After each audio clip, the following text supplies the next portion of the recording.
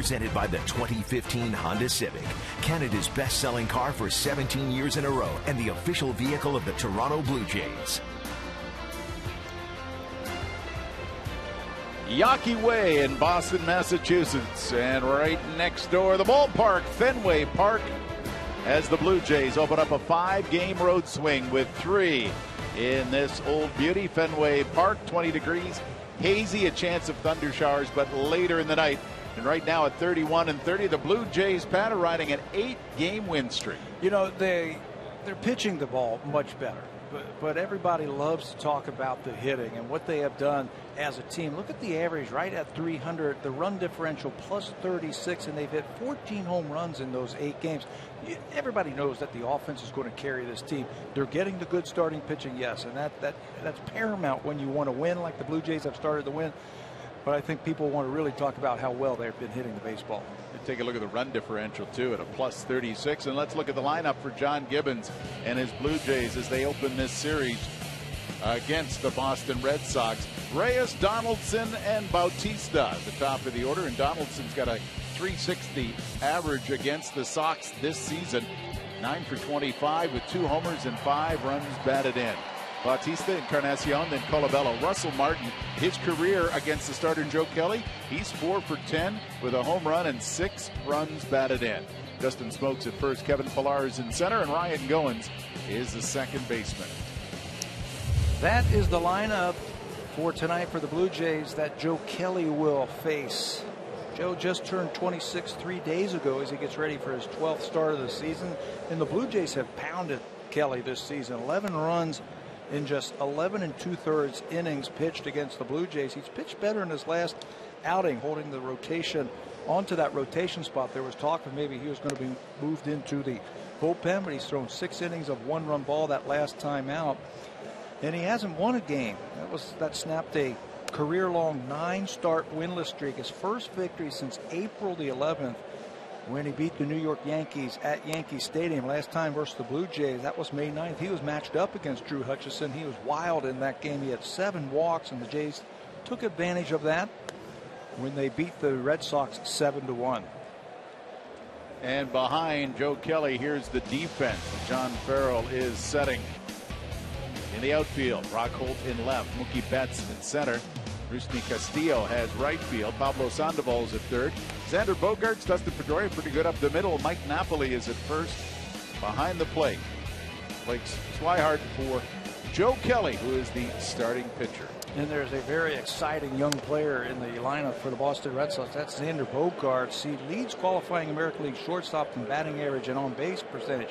But more importantly, he's third among AL shortstops in fielding percentage. Just 4 errors this season. He's getting better. He's making the routine plays, but a great shortstop for the Red Sox this year. Kelly takes one more look at the outfield, makes his way onto the mound. The leadoff hitter is Jose Reyes for the Blue Jays, as home plate umpire Jeff Kellogg says, let's play a little ball. Reyes hitting .302. First pitch misses, and this ball game is underway in Boston. And again, the Blue Jays took advantage of the wildness of Joe Smith last time they saw him last month. 7 base on balls, and they turned it into 7 runs. Outside, ball 2. Well, .348 is Reyes since coming off the DL. Just been recharged and has recharged the lineup. Yeah, I think it's no coincidence. We just talked about the 8-game win streak that the Blue Jays had. How about the 8-game hit streak that Jose Reyes has had? He makes that offense go.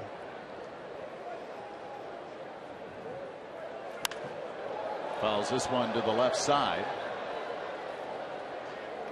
2 balls, 2 strikes to Reyes. In that streak, that 8-game hit streak for Reyes. .394 with 5 stolen bases and 7 runs scored. He can hurt you offensively. He's got those quick wrists. Try and slip a fastball by him. He can turn on you. And not afraid on the base paths at all. No, he's been very aggressive. And tell you what, he has really set a good tone, a positive tone for the Blue Jays. Inside, ball 3. Full count now for Reyes. Joe Kelly.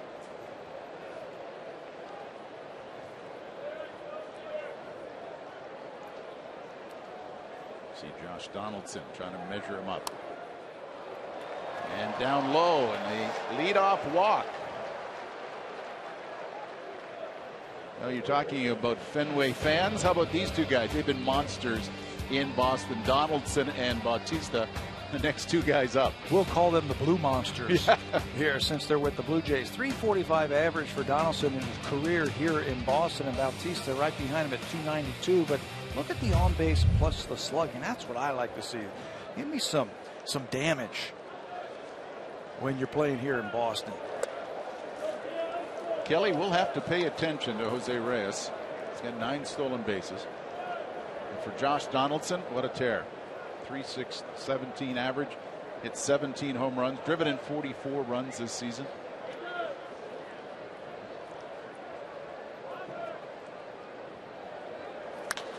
Strokes this one. Right center field. Back it goes to the warning track. Who's calling for it? It is Mookie Betts who finally steps in front of Castillo. Thought there was going to be a major league collision. Yeah, you've got some young players out there in Betts and Castillo. Betts, a converted second baseman, playing center field for the first time in his career. He's got priority out in the outfield, and he will call off Castillo to right field. This ball's drilled to right field, probably the deepest part of the ballpark. And right at the last second, Betts sticks the glove up there. You can see he's calling him off and catches it before Castillo can run into him. One down. Quick throw to first. A very nice turn by Kelly. Jose Bautista is hitting .254 with 11 home runs, driven in 37.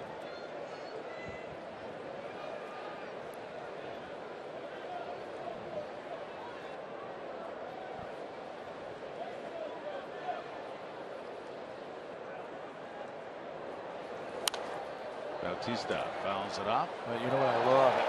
With Reyes is on first base, he is so aggressive, and he gets huge leads over there.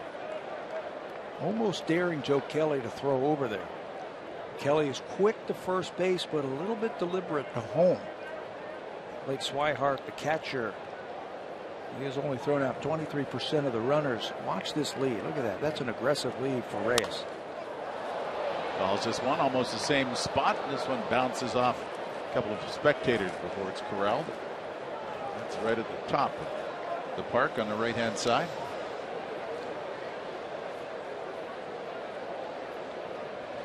An 0-2 count, one down with Reyes at first.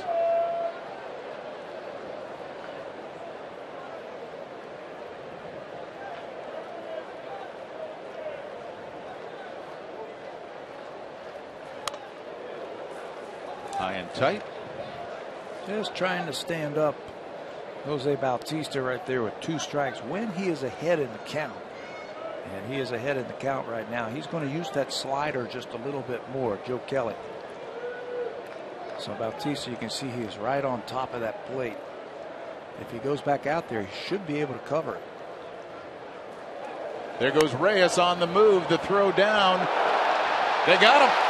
It's the first time he's been caught. Very nice throw by Swihart to get Reyes stealing. 9 for 9 was Jose Reyes before that offering right there. And I think Reyes was guessing breaking ball with 2 strikes, but the Red Sox cross him up, throw a high fastball. It's almost like a pitch out. High fastball like that, he can come into a stance and fire a strike down to second base, and they just barely get Reyes. Tried to get the left arm in, not enough. Now 2 down. Pitch low after being down 0-2. Bautista's worked the count. It's full. Joe Kelly's got a great arm. He's got a great arm. He's using his fastball a little bit more. That last one registered at 99 miles an hour.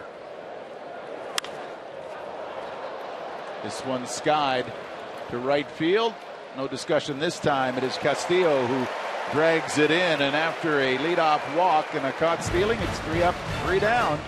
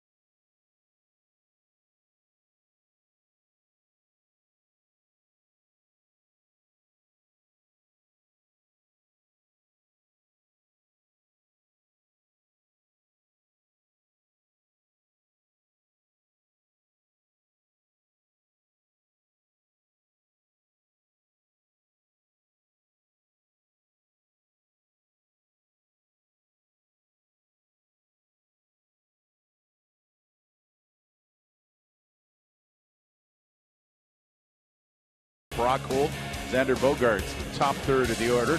Then David Ortiz, who hit a long ball last night in Baltimore. Napoli's the first baseman. Pablo Sandoval against the Jays this year is 10 for 22 with 2 homers and 10 runs batted in. Mookie Betts is the center fielder.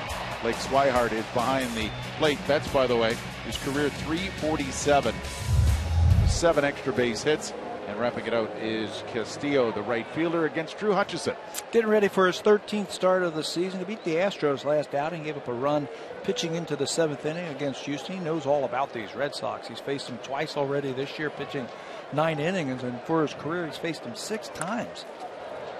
Already, he's faced them 6 times. He's 3-1 versus Boston. He earned a victory last time he faced the Red Sox. That was on May the 9th.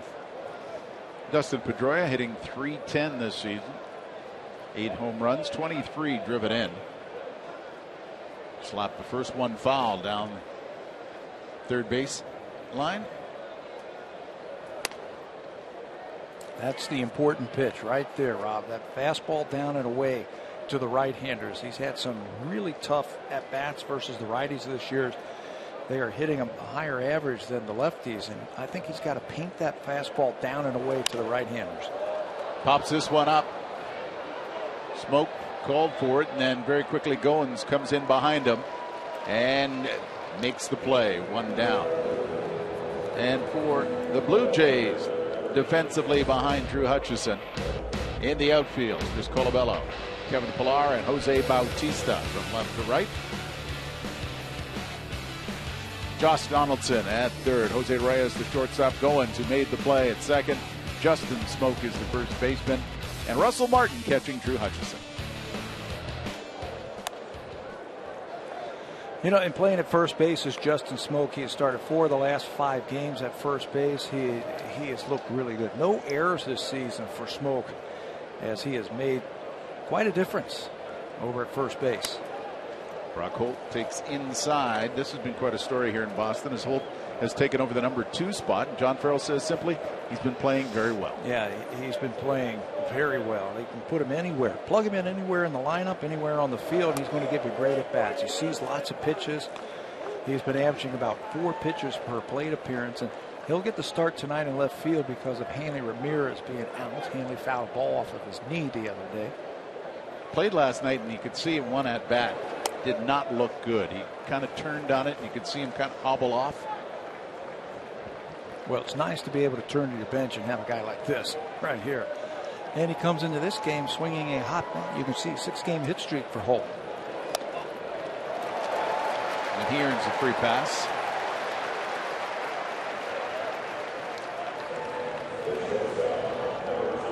Drew Hutchison, his last 3 starts. Take a look at these numbers. ERA .218, a great whip .056. 20.2 innings and 16 strikeouts and 1 walk. That's the key right there. He's been able to command that fastball and get the breaking ball over when he needs to. He's been pounding the strike zone over those last few starts. That was against Houston and at Minnesota versus the White Sox, going deep into the ball game. And taking a strike is Xander Bogaerts.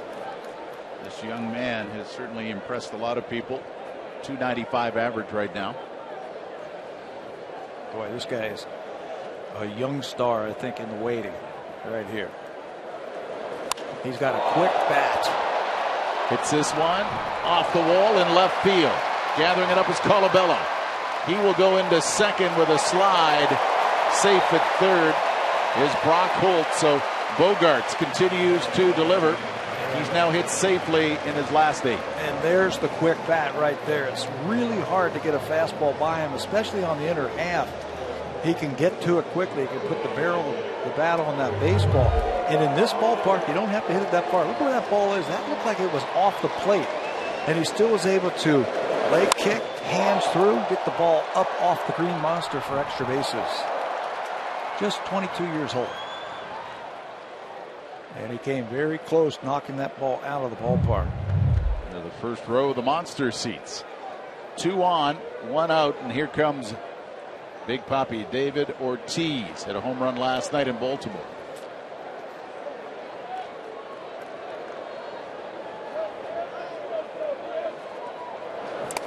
That one low.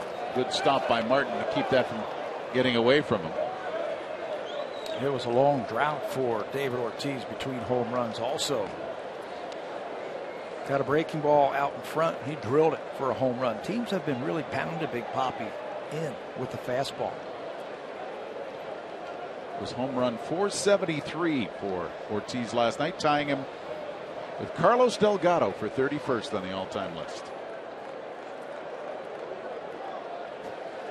The 0-1. Ooh, there it is. Right there. He almost walked right into that one. They don't think he can get around on that fastball, so they've been pounding him inside. You see Russell Martin set up on the inner half, and he throws one right up under his chin. If he wasn't awake, he is now.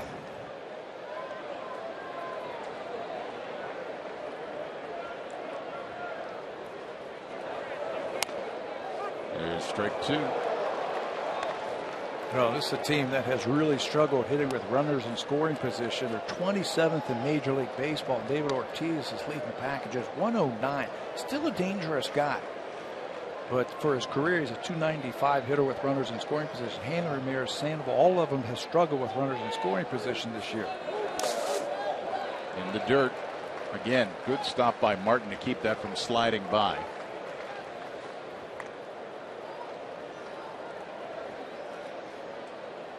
Two and two. Runners at second and third.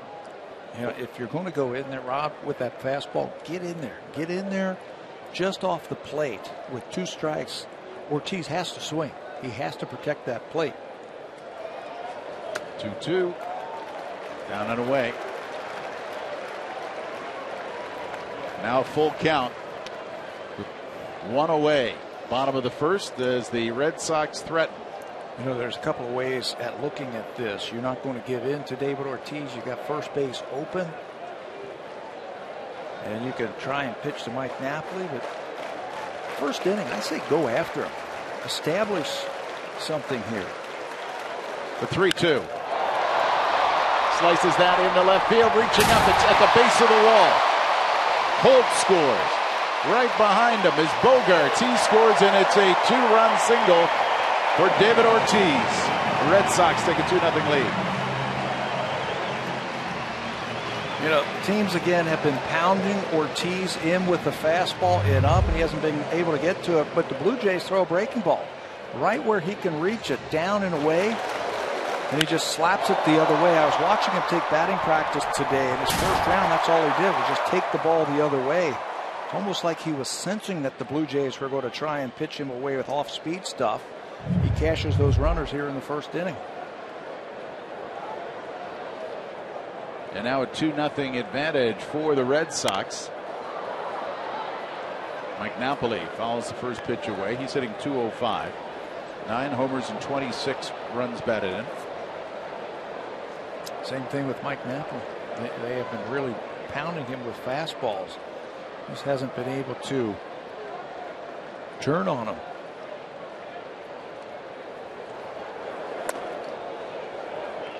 Misses for ball 1-1-1. During this 8-game winning streak, the Blue Jays have scored first 7 of the 8 games.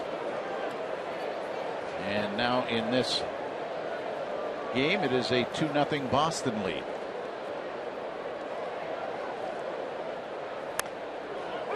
There you go. Strike. Down and away. 93. That's pretty good right there. Good placement. Little crossfire action for Hutchison. He stands over on the third base side of that pitching rubber for right-handers. It's tough for him to pick the ball up. 1 ball, 2 strikes. And there's the first strikeout for Drew Hutchison.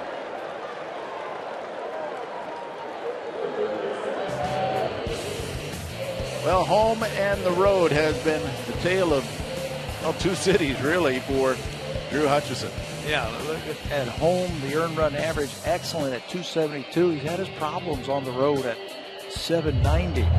He has pitched at New York, Baltimore, Boston, Cleveland, Houston, and Minnesota. Driving this ball. Pedro Sandoval, it's gone. Into the Red Sox dugout, a 2-run home run. And Sandoval has helped The Red Sox open a 4-0 lead against the Blue Jays. You know, that's where the problem has been for the Red Sox, the power. Where's all the power gone? Pablo Sandoval came into this ball game with just 5 home runs on the season. He said, you know what, I'm not going to wait around for Drew Hutchison to get ahead of me. Watch how quickly this ball gets into the bullpen of the Boston Red Sox. You can see Jose Bautista can't even get back fast enough. Watch this. He takes a couple of steps, and he can't even get back there. It got out so quickly. 4-0 lead for the Red Sox. Mookie Betts, center fielder, steps in, and this is a very comforting way for Joe Kelly to watch this start begin. Betts fires this one back to the warning track, and it's gone into the monster seats. Back-to-back home runs. This one belongs to Mookie Betts, his 6th of the season. Blue Jays have been getting great starting pitching. Well, here in the first inning, the Red Sox are taking it to them. This is a dangerous Red Sox team, if you ask me. They're backed into a corner. They just got swept by the Baltimore Orioles. All kind of, you know, in-house fighting and everything like that. Disgruntled ball players and everything. I think that makes them dangerous when you're going to face them, especially in this ballpark in front of these people. They get into it. They were a little grumpy coming back from Baltimore. That was well documented. That was a 5 spot on the board for the Red Sox. John Farrell's liking what he sees there. 8th man in the order, Blake Swihart. There's 2 out, 5 runs in. 3rd time this year that the Red Sox have gone back-to-back. First time with Mookie Betts and Sandoval. Strike 2.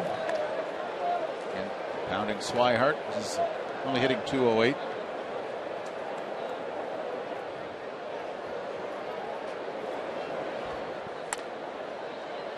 Looks at ball 1.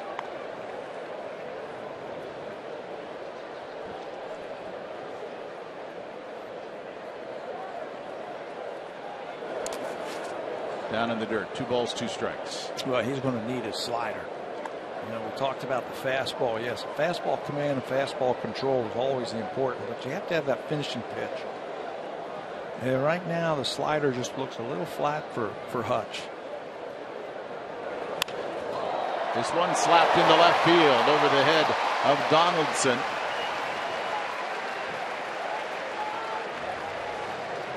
We mentioned the grumpy Red Sox. This is what happened last night at Baltimore. Yeah, this is all the problems right here. Wade Miley, the starting pitcher for the Red Sox last night, was being taken out of the game by John Farrell and did not appreciate that, didn't like that. And then instead of tapping his manager on the shoulder and say, hey, let's take this down where we can't be seen, explodes right on the bench right there. You can just sense the frustration on the Red Sox. Rips this one into right field, does Castillo. Runners at first and second. So Hutchison has allowed now 6 hits in this opening inning. And when you've got frustrated ball players, a team that is in last place, those are the kind of teams that become very dangerous because they're free and easy. They have nothing to lose as Bo Schultz picks up the baseball and starts to get loose. I mean, this is a loose bunch right now after 5 runs have scored and 6 hits. To the top of the order, Dustin Pedroia, who popped up to second. 2 runners on, 2 out.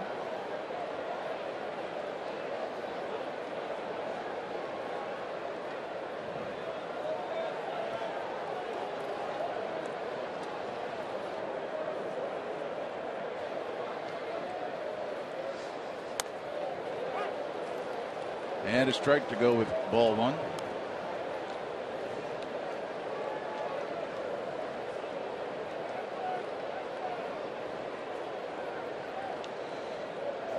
Puzzled look on John Gibbons' face. Hey, whenever you're the manager, that's what you got to think about, is that ball is just off the plate. You have to think about, okay, I've got Drew Hutchison starting tonight. What if he gets hit with a line drive in the first inning, or he doesn't have his game? You know, what am I going to do? You got to think about that before the first pitch is thrown. And then obviously, Bo Schultz is his man, getting loose down in that pen. The 2-1, now 3-1. Gibbons was asked in his office before the game, is it tough to try to keep that magic going, an 8-game winning streak with an off day? Is it a good thing or a bad thing? He kind of laughed and said, we'll find out, won't we? You know, anytime you're on a streak like that, either hitting or pitching or as a team winning, you want to play every day. You feel that energy coming to the ballpark. The 3-1 and way outside. Bases are full.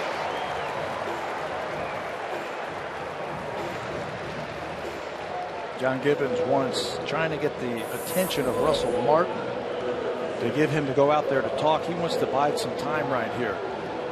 He might want to make a change. You can see Gibby, he's trying to get Russell Martin's attention. Go out there and talk to him, he's saying. Go out there and waste some time. We got to get Bo Schultz ready. I think John Gibbons has already made up his mind what he wants to do. And a very slow walk right now by Russell Martin to the mound.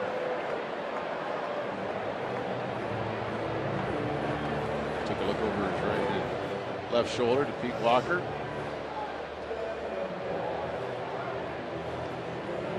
Those are the decisions that you have to make. They've been waiting around 5 days to finally get this start. This could kill my bullpen if he can't get out of the first inning. So you start saying, okay, one more hitter. Let's see if he can do it for one more hitter. Bases loaded, 2 out. And Brock Holt, who earned a walk, scored a run in his first trip in this first inning. The 11th man to the plate for the Red Sox. Holt looks at a strike. One ball, 1 strike. You got the bases loaded right now, and you've got 2 outs. If you feel more comfortable going out of the windup, why not go out of the windup? He's been in the stretch all inning.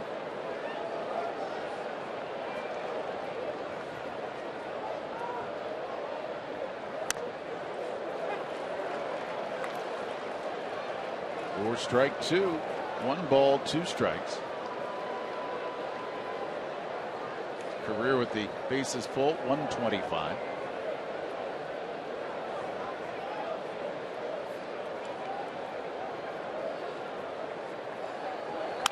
This one sends into right field. Bautista on the run. He will get under it, and that will end a very long first inning as the Red Sox cash in 5 against Drew Hutchison, and they came back to back. Pedro Sandoval with a 2-run shot, then Mookie Betts with a solo effort. 5-0 after 1.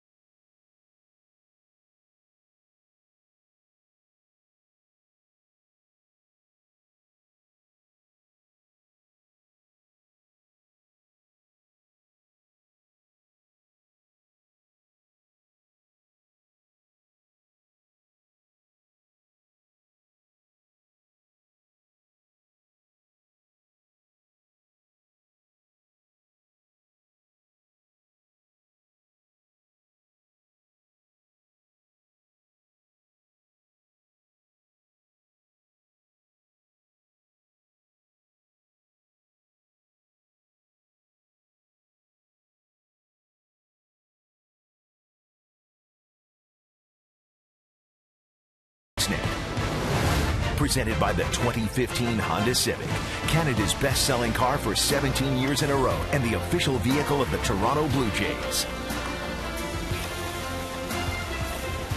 That's what you need. You need a little street meet here in Boston to really fuel your fire for Red Sox baseball, don't you? And inside, well, the fans are fueled up after a 5-run bottom of the first by the hometown Sox. 5-0 lead for the man on the mound, Joe Kelly. Encarnacion, Colabello, and Martin in this second inning. Blue Jays have their work cut out for them now, falling behind 5-0. But don't want to think about getting it all in one swing. Just start pecking away against Joe Kelly. And this is a ballpark where you can do that. We have seen plenty of games like that here.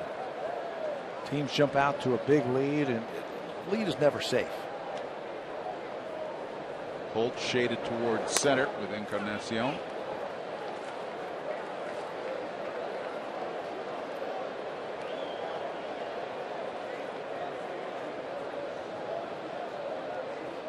The 2-0. And there for a strike. It's now 3-1. Drew Hutchinson on that bench now. He's got to regroup. He's got to go deep into this ball game now to help out that bullpen. Ooh, he started to make the move towards first. Jeff Kellogg, not yet. Full count.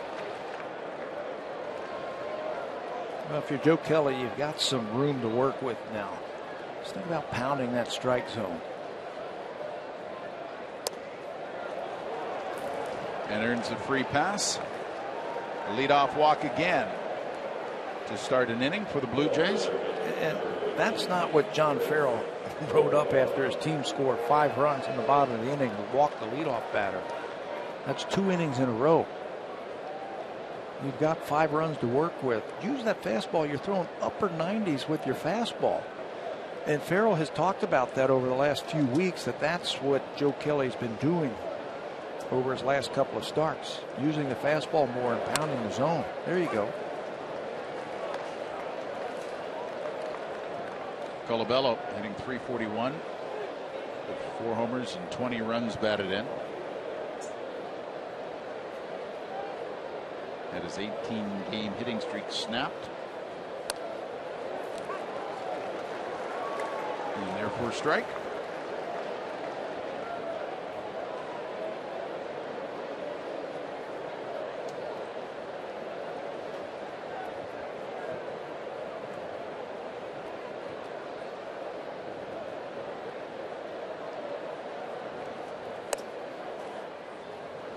A little bit too quick right there.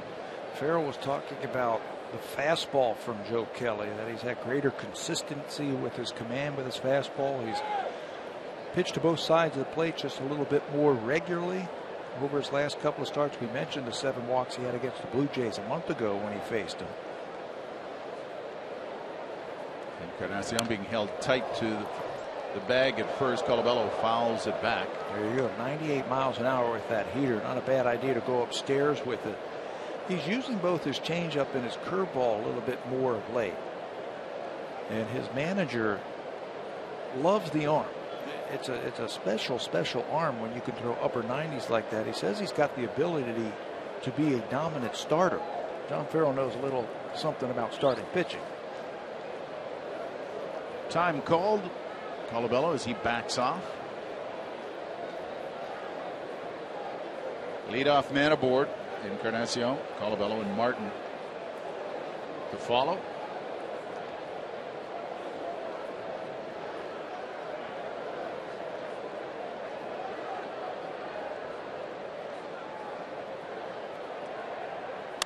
This one driven foul, high and over the stands in right by Colabello. Kelly really working the first base side of the rubber.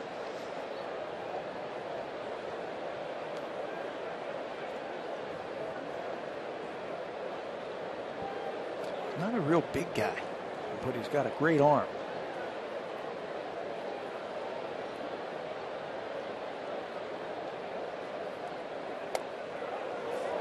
Breaking ball, and Colabello kind of looks skyward. Looked like the changeup right there to finish off Colabello. Let's take a look at the scouting report. What does Joe Kelly feature when he's out on that mound? Well, the fastball, you can see it averages almost 96 miles an hour, and he'll throw that just over 70% of the time. Slider, curveball, and changeup, that's what he is using also. And he's got one of the highest average fastball velocity in 2015. Only Nathan Eovaldi, Matt Harvey, and Yordano Ventura throw the ball harder than this guy right here for a starter. So if you have that ability, to crank it up and get it up there, why not use it? Use the fastball, but you still have to put it in a good spot. Catcher Russell Martin steps in. That's low. 1 ball, 1 strike.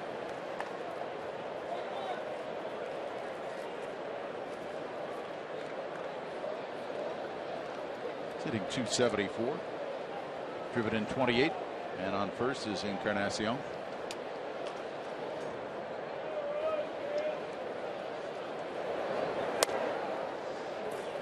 Russell, too's got a great eye at the plate, and he's going to make Joe Kelly come to him. This thing a hitter can do against a guy who's throwing this hard is really close off the left side of the field.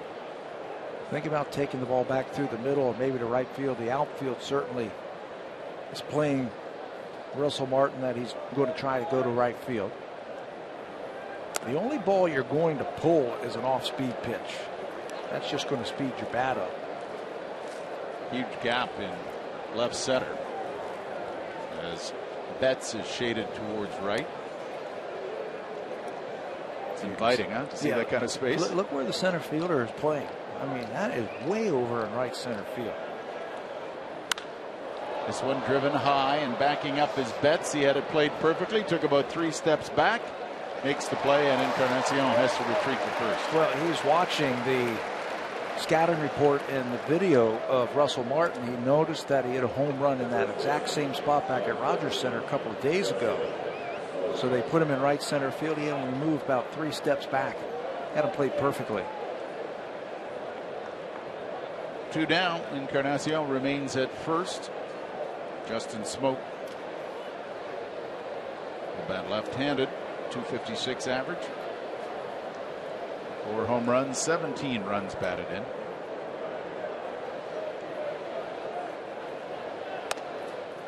This is an interesting defensive alignment at second base right there. Not in right field, that's Pedroia, but where normally the second baseman, that's Pablo Sandoval, the third baseman. Right out at second base. Xander Bogaerts, the shortstop. He's going to cover that whole left side. We saw, as that ball gets away from Swihart, we saw that type of defense when Brian Butterfield was the infield instructor in Toronto. He likes to get that third baseman over there and keep the shortstop lined up because it's a longer throw. The pass ball moves Encarnacion to second. Sandoval, Pablo Sandoval heads back to third. Bogaerts pulls in right behind second. Not as much of a dramatic shift now with that runner at second base. Boy, they're making him throw a lot of pitches. You got a 5-run lead. You can't be going to 3-0 to all these batters, can you? He's at 34 pitches here in the second against only his 7th batter. He threw 100 his last time out. That took him through 6 innings. Deals a strike. 3-1 the count.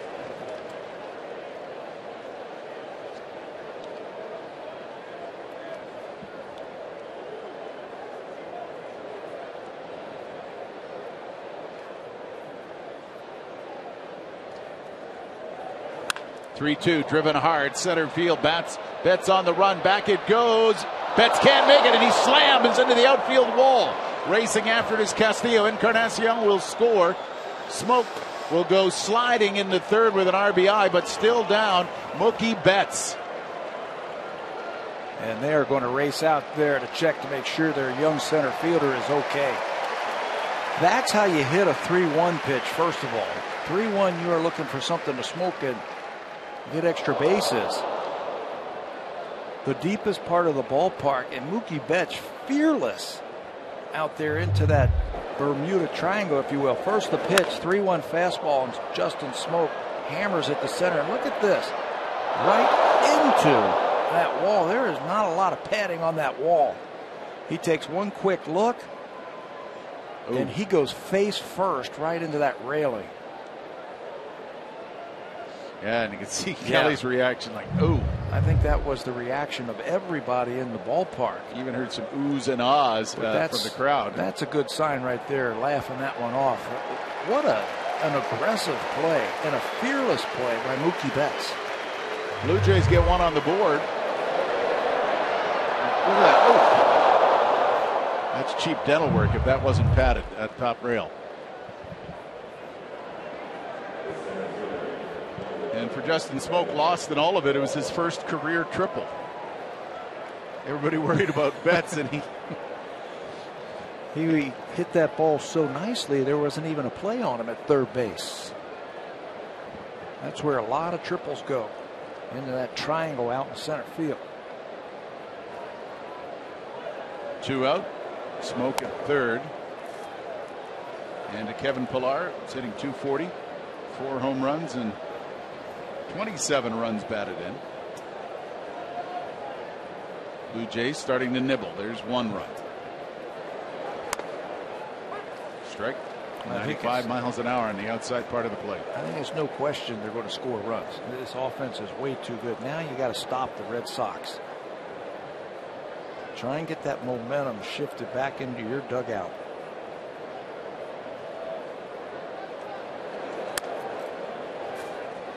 It's outside. 2 balls and a strike, and already at 39 pitches is Joe Kelly.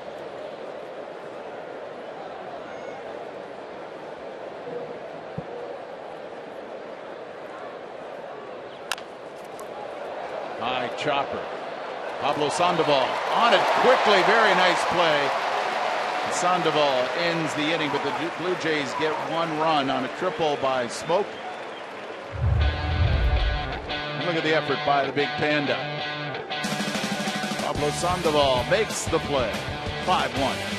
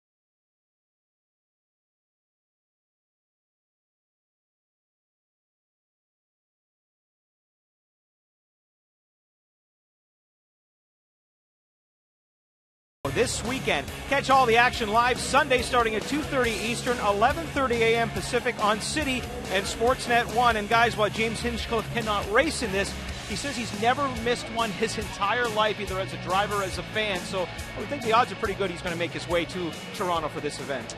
I think you're right, Barry. In fact, they named him honorary marshal for the race, and if he's there, he'll be in fine form, waving at the crowd. He just loves that race. The hometown boy.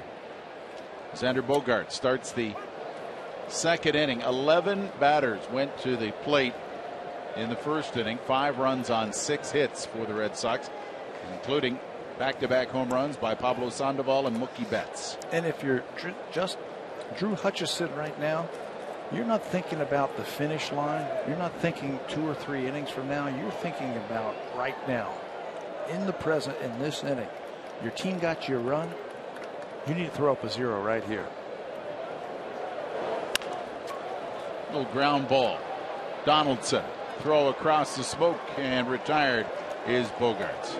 You know, it doesn't do any good to be thinking about, you know, okay, I got to get to the 5th inning or the 6th inning. That does nothing. After what happened in that first inning, you're thinking about right now, how am I going to get Bogaerts out? Well, you got him. Well, how am I going to get Ortiz out? And then next thing you know, you're going to be in that dugout and your team's going to be hitting again. Just relax. This is a tough guy to relax against. He hit a 2-run single in the first inning. Well, let's see if he learns something from that at bat. Remember, it was a breaking ball down and away. That was high and tight. There you go. 93. Pound him in there.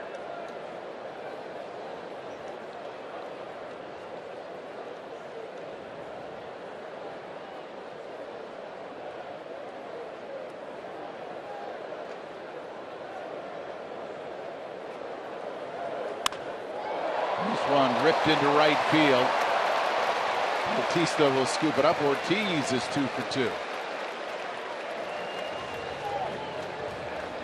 He had the shift on, but it was past Goins, who was in shallow right.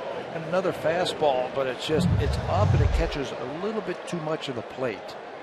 I think if he gets that ball down, Ortiz can't turn on it. But he does. It's up and he's 2 for 2. Mike Napoli struck out in the first inning. Last 15 home games, Napoli has been on fire, hitting .315. So it's been a friendly place for Mike Napoli of late. And he's hitting for power also. Built for this ballpark. He's a fly ball, an extreme fly ball type of hitter.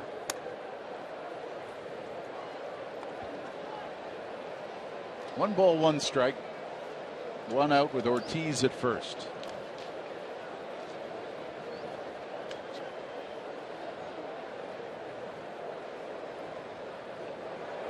Now fouls it back. Play him to pull. As Goins is almost to the bag at second. It's not a full-fledged shift against Mike Knapp because he can flare a ball to right field and shoot one over there. Blue Jays have had success in the past by pounding him inside. And that's all for Napoli. He's got 2 Ks next to his name. Second strikeout for Hutchison. And up.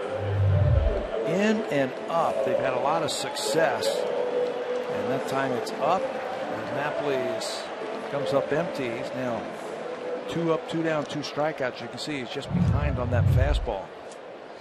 Well, this man crushed one in the first inning. Pablo Sandoval comes up.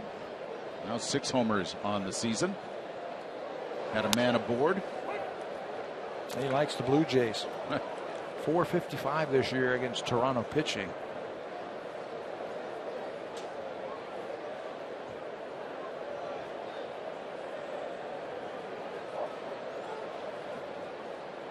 Martin sets up way inside. This one's fouled away.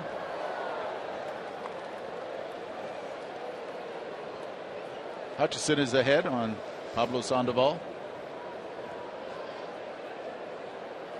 Nice career. 5 for 6. Time to change our game plan against the Panda.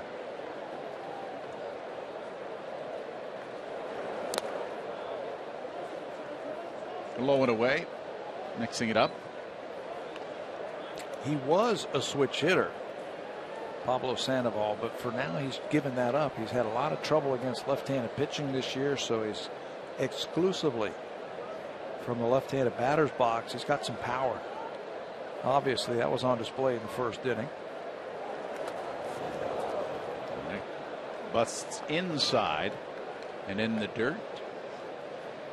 2 balls, 2 strikes, and you're right. His numbers batting right-handed, .049. Not good. And he's not even playing bingo. No. But he can hit. And And in this ballpark, there's been a lot of very successful left-handed hitters by just peppering that wall on the outside part of the plate on pitches. 2 balls, 2 strikes. Sends one left field down the line and in the crowd. Just foul. Good grab there. He made the catch, I think. He's high-fiving like he did. Looked like he was picking something up, like he might have fumbled it for a second. Take the hat off, right? Catch it with the hat. Well, use the hat. There we go. Of course. Now, does it stay in the hat? Sure, there it is. Knocked his beer over, I think. There we go. 2-2 again. This one popped up. Calling for it is Goins. He makes the play. And that was a much better second inning for Drew Hutchison. 1 man left. 5-1 Boston.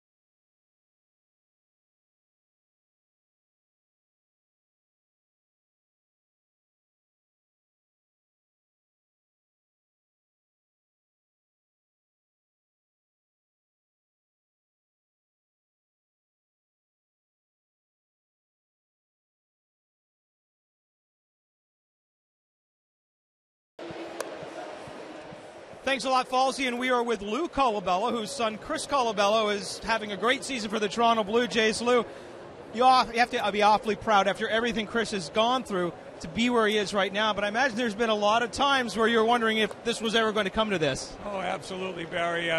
You know, as a parent, you dream about this day. My father dreamed that someday I would. I didn't quite make it, but this is just phenomenal, and it's been a bumpy road, but he's hung in there, and I've tried to hang in there with him, and the Toronto Blue Jays picked him up off waivers this winter, and here we are, and I just hope and pray every day that it continues. You taught him to play baseball at a very young age, but you never coached him. Why is that? I just felt that it was better that someone else coach him. You know, you mentor him from when he's little, and when he gets to a certain age, you kind of say, all right, it's better he hears it from somebody else, because sometimes fathers tend to be a little bit hard on their kids, and I didn't want to have to discuss it over dinner with him every single night, and it worked out great for him. Talk about 1984, the Olympics representing Italy at Dodger Stadium. That was quite an experience, huh? It was quite weird. I was warming up in the bullpen, and of course they flashed my name on Diamond Vision and put that I lived in Milford, Massachusetts. And I came walking from the bullpen, and 55,000 people were calling me Benedict Arnold, the traitor. And I got in the dugout, and I was kind of awestruck. Went out and gave up 9 runs. I got Mark McGwire out. That's my claim to fame. And I'll carry a lifetime earned run average of 283 for the rest of my life. Well, listen, you must be an awfully proud father. Thank you so much for joining us. And we should let everybody know that Lou Colabello is retiring after being a school teacher. Just turned 65, and he's going to enjoy life now. A lifetime ERA of 2.83. That's not a bad one, though, if you've got McGwire on your list. He was in the Olympics. He was there. But we've got to change defensively as Alejandro Daza comes in to play right field, and Castillo moves into center field. There he is, Daza. And shifting over is Castillo into center for Mookie Betts. Betts' precaution has been removed from the game. There's Rusney. Castillo, who came up as a center fielder. Right field is tough to play here at Fenway Park. It's almost like you need a center fielder playing right field because there's so much room. Goins struck out. We're at the top of the order. Second time through the Blue Jays order. 2 balls, 1 strike to Reyes, who walked in the first inning and was caught stealing. This one high and into that middle ground center, and coming in was Castillo as he called off Bogarts.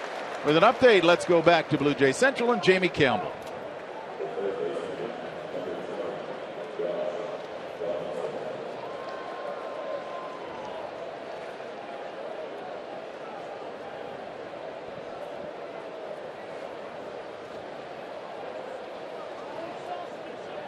Josh Donaldson, fly ball to center field. It was a very nice running catch by Betts.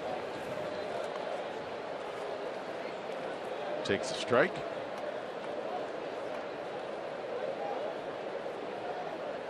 Blue Jays got 1 run back in the second inning. An RBI triple by Smoke to score Encarnacion. But now 2 out very quickly for Kelly here in the third. Donaldson drives it into center field. There's a base hit. Josh has been swinging a very hot bat for the Blue Jays. He has had 4 straight multi-hit games, and this is hit number 1 of the night. He sent the first pitch he saw, first at bat, sent the right fielder deep on that one. That time just a soft single to center field, keep the inning going.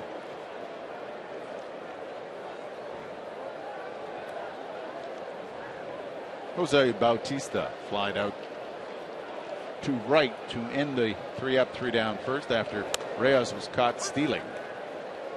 Strike there at 96 miles an hour, so Kelly's got his stuff. You know what? And he can maintain that type of pace for 5, 6, 7 innings. He hasn't gone that deep this year, but he maintains his stuff. The problem that he has had is pitches like that. He just yanks it right off the plate like that, and it just drives up that pitch count. Told you he threw 100 pitches in his last start for 6 innings. Start before that, he threw 100 pitches and only lasted 5 innings. Bautista gets under this and into shallow left field. Coming in, calling for it is Holt, and that will end the Blue Jays third. They leave 1 on the base paths, and it is still a 5-1 Boston lead.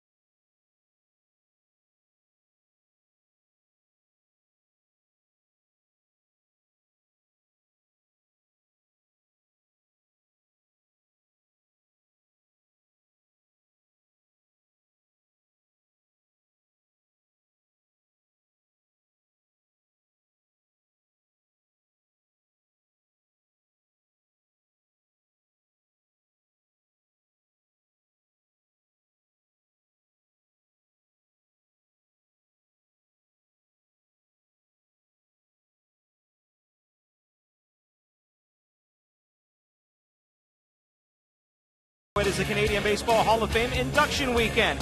This weekend you'll see Carlos Delgado, Felipe Alou, Matt Stairs, Corey Koski, and Bob Elliott all inducted.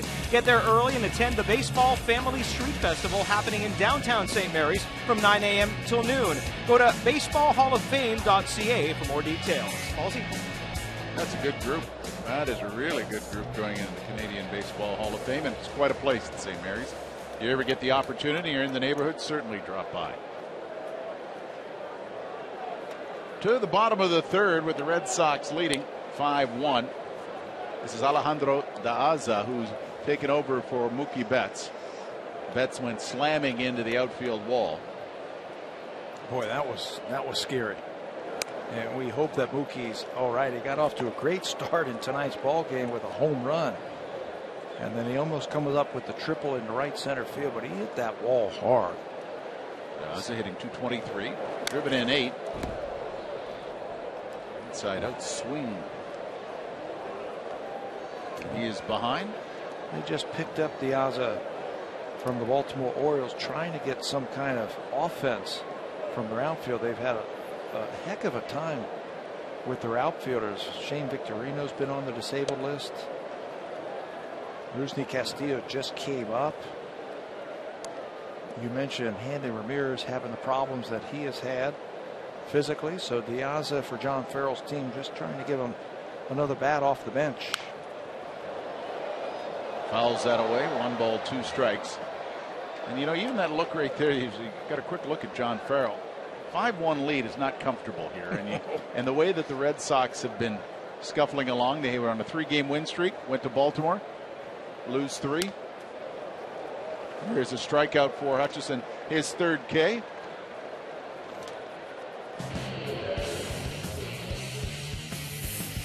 Make your renovation a cut above during the DIY expert sale. Only at Home Building Center and Home Hardware Building Center. He had a very nice night in Boston, 20 degrees. Hazy, doesn't look too bad. There was a threat of some thunderstorms, but they're not expected until later tonight, maybe into the overnight hours. Some thunder showers have been forecast for tomorrow, but Blue Jay fans in the monster seats kind of enjoying it all. That's a great shot there. And a great spot to watch a ball game. 1-1. And you got a great chance of getting a home run, especially with the Blue Jays in town and all of their right-handed power. One has already been launched in there.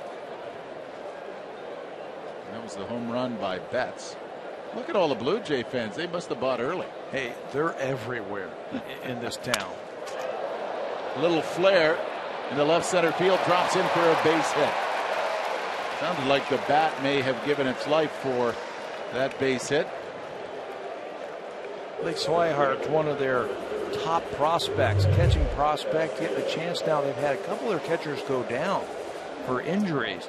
Came into this game just at 208. He singled his first time up, and that time right off the end of the bat. He's a switch hitter.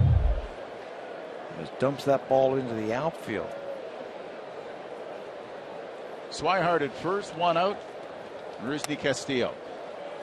He singled in the first inning. That very long first inning. 11 batters went to the plate. 5 runs scored by the Sox.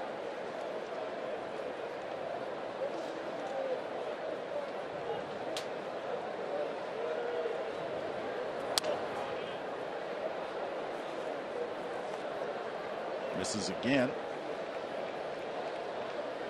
2-0.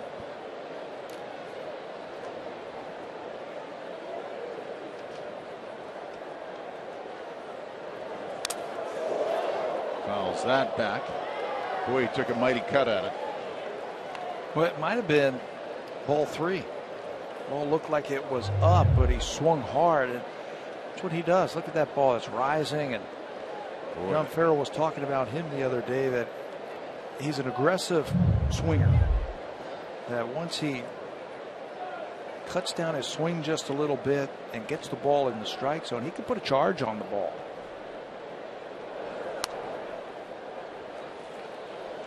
Outside, 3 balls and a strike.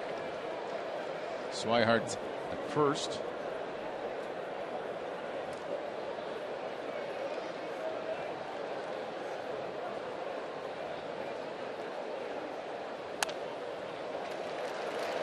And draws a walk.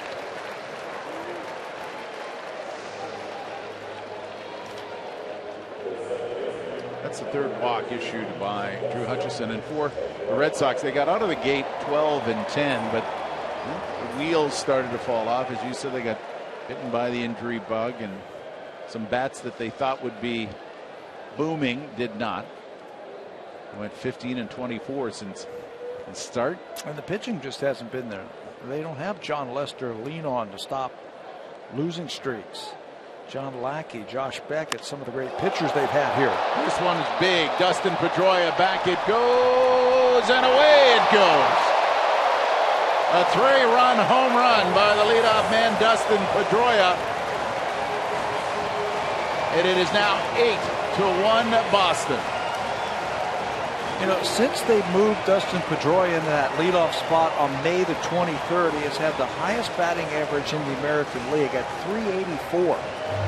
He'll see his share of fastballs, and nobody in the American League hits the high fastball better than Dustin Pedroia. In this ballpark, high fastball generally turns out to be a high fly ball, and if you hit it to left field, it's going to leave. Home run number 9 on the season, and that's going to spell Drew Hutchison tonight. That's all for Drew Hutchison. He walks off, and the Red Sox have an 8-1 lead with Schultz running in.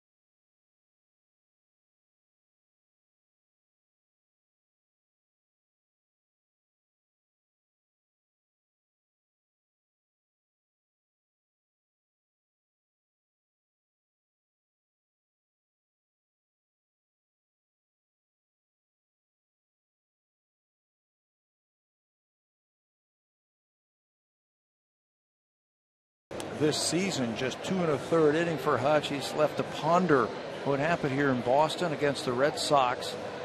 And while he does that, into the ball game comes Bo Schultz. 2 games this season. You can see the numbers just called up from the minor leagues. We saw him in Washington when he pitched in Game 1. He threw 2 scoreless innings. Good fastball, a nice little slider. Again, not a lot of innings, just 3 innings this season for Bo. So his job tonight, keep the scoring down right here. Give the offense a chance to get back into this ball game. That was his Blue Jays debut in Washington, June 2nd. And then, of course, a little bit later, he had his first blown save.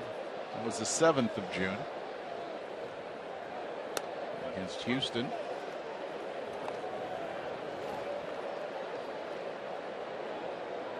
And he's facing Brock Holt. Hit a walk in the first and a run scored. Flied out to end the first.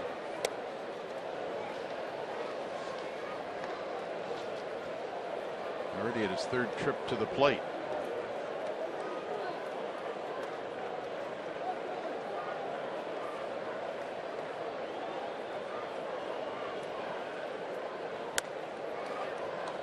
Holt offered on it, and it is there for a strike. 1 ball, 2 strikes. Schultz, 90 miles an hour.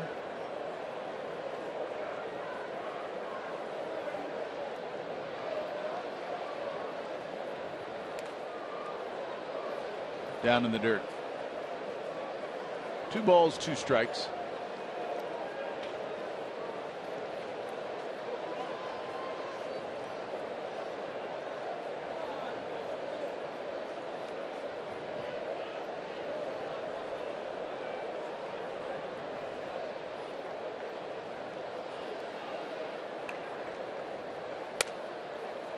Inside, got him looking as Schultz starts things off with the strikeout. Well, we mentioned the shortest outing of the season for Drew Hutchison. Let's take a look at his line tonight. Just 2 1/3 innings. He gave up 9 hits to the Red Sox.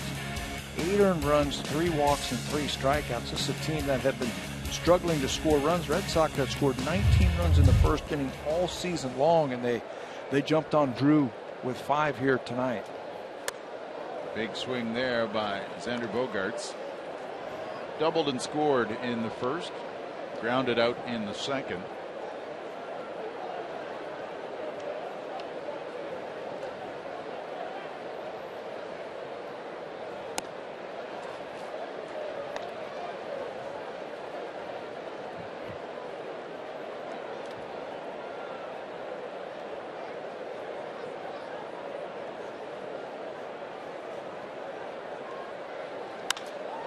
One driven into center field.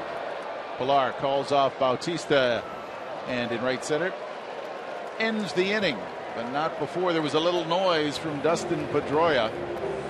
A 3-run blast that chased Drew Hutchison and opened up an 8-1 lead for the Red Sox.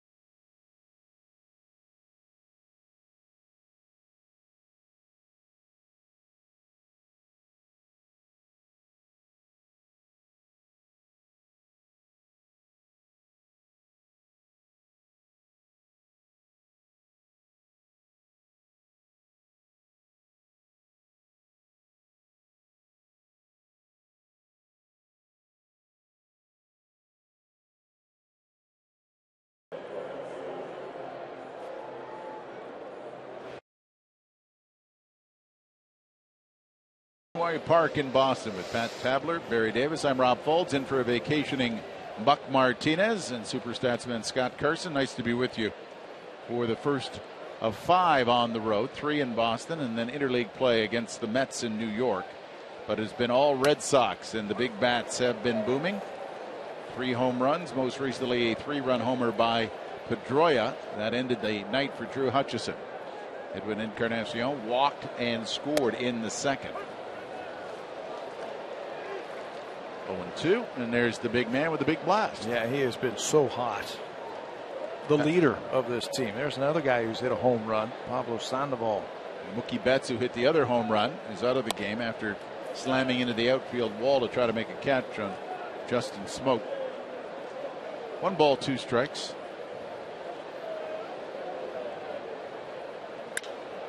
Encarnacion reaches out, drives it to center. Castillo is there. Let's check in once again with Jamie Campbell.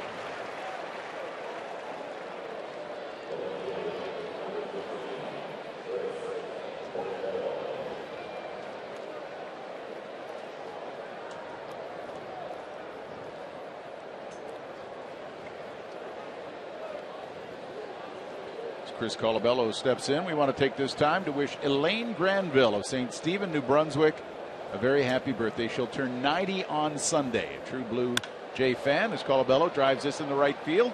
And bending down, Daza makes the play very quickly.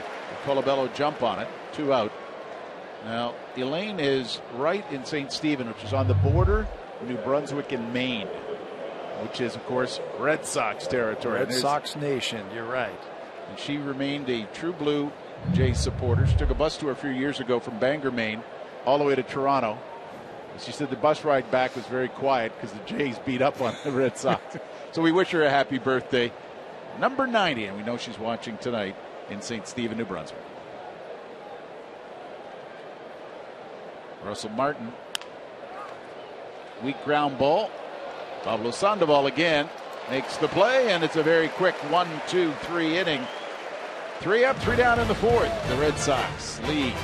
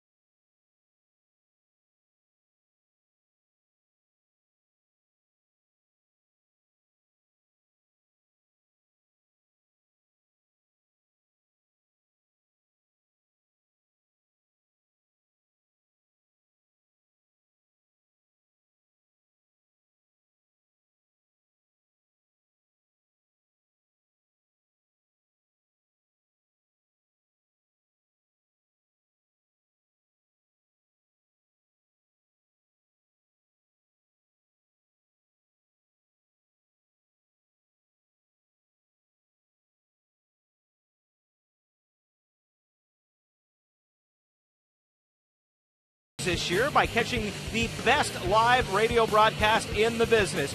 Jerry Howarth, Mike Wilner, who's subbing for the ill Jerry Howarth this week, and Joe Siddle on the Sportsnet 590 The Fan. Joe's son, Brett, drafted this week by the Oakland A's, and guys, what a week it was for fathers around the Blue Jays. Mal Romanin, who's with the Blue Jays media relations son, his son Mattingly gets drafted by, of all people, the Toronto Blue Jays. And former Blue Jays coach, now Red Sox coach, Torey Lovullo's son, got drafted by the Boston Red Sox. So it's been quite a week for the draft, guys. And, you know, we were talking to Joe about that and said, what was it like? He said, well, the place went crazy. And they went out actually to a local sports store and bought every Oakland A's hat they had to bring it back, and everybody was wearing their A's hat. Passing them out to all the friends who were over at the house. Joe was watching our game, and for some reason he had the volume down on our game. I don't know why. And the volume up for the draft, and when he heard his name, he was shocked. He was just like, whoa, that's cool. Congratulations once again to the Siddle family. They're fired up. And right to that one side, you saw Jerry Howarth, who's very close to coming off the voice DL. He's been fighting laryngitis. Bottom of the fourth inning, Ortiz, Napoli, and Sandoval. Ortiz having himself a pretty good night. He's 2 for 2. Driven in 2. And the big question here in Boston is, where's all the power from David Ortiz? You can see he's got 7 home runs through 53 games for the Boston Red Sox. Last year at this time, he had 12 home runs through 53 games. He had a lot more RBIs. And again, teams have just been pounding him with fastballs in and making him hit that ball into the shift. And he hasn't been happy either. He's, been saying no to interviews, not talking tonight. So he has been fighting this drought that he's been on.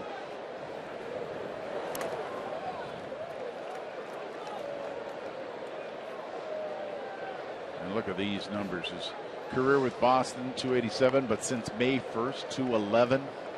Just those numbers, what a difference. The slugging numbers, that's the one, and the on-base plus the slugging. His career with Boston, but since May the 1st, his OPS is at 625. Bo Schultz on the hit and through the shift. Very nicely done. Goins playing it in shallow right, gathers it up and makes the play. Well, that's playing the shift perfectly for David Ortiz.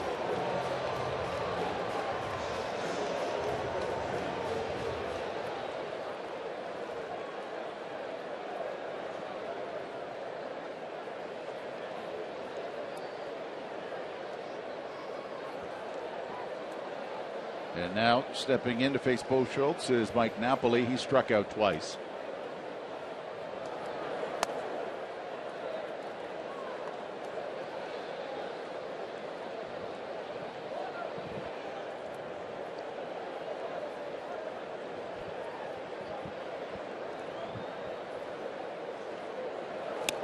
Big swing from Napoli, trying to correct it all. Schultz has good stuff. We saw him in spring training, had an excellent spring training for the Blue Jays, and everyone thought he had a chance of making the team. Did not, went down to AAA, put up some pretty decent numbers, and when the Blue Jays needed another good arm, here was Bo. He's been around before. He's a veteran. He's played with other organizations. He was picked up on waivers by the Blue Jays from Arizona, and that was in October of last year. Signed by Oakland in 08, and then Arizona. 2 balls, 2 strikes. Schultz against Napoli. One of 8 relievers that the Blue Jays are carrying right now. 3 bench players and 8 relievers.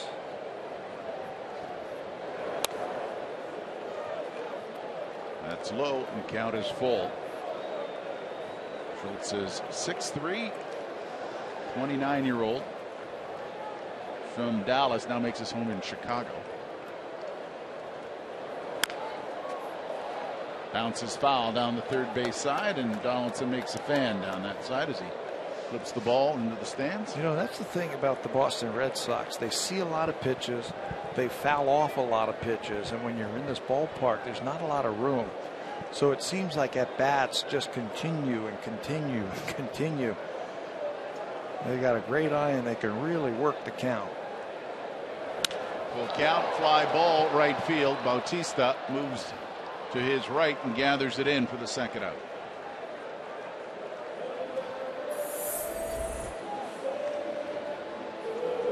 You know, that's why it's so tough on pitchers when you're pitching in this ballpark. Not a lot of foul territory. It's very short to left field. And the Red Sox make it tough on you. Boy, have they ever. 5 runs in the first inning, a very long first inning, 11 batters, 3 runs in their half of the third. This one driven far, center field. Back they go, and into the dirt triangle, making the catch is Pilar to end the inning. 3 up, 3 down. Long run for Pilar, but he makes the out. Now time for a Blue Jays Central update. Here's Jamie Campbell and Cliff Floyd.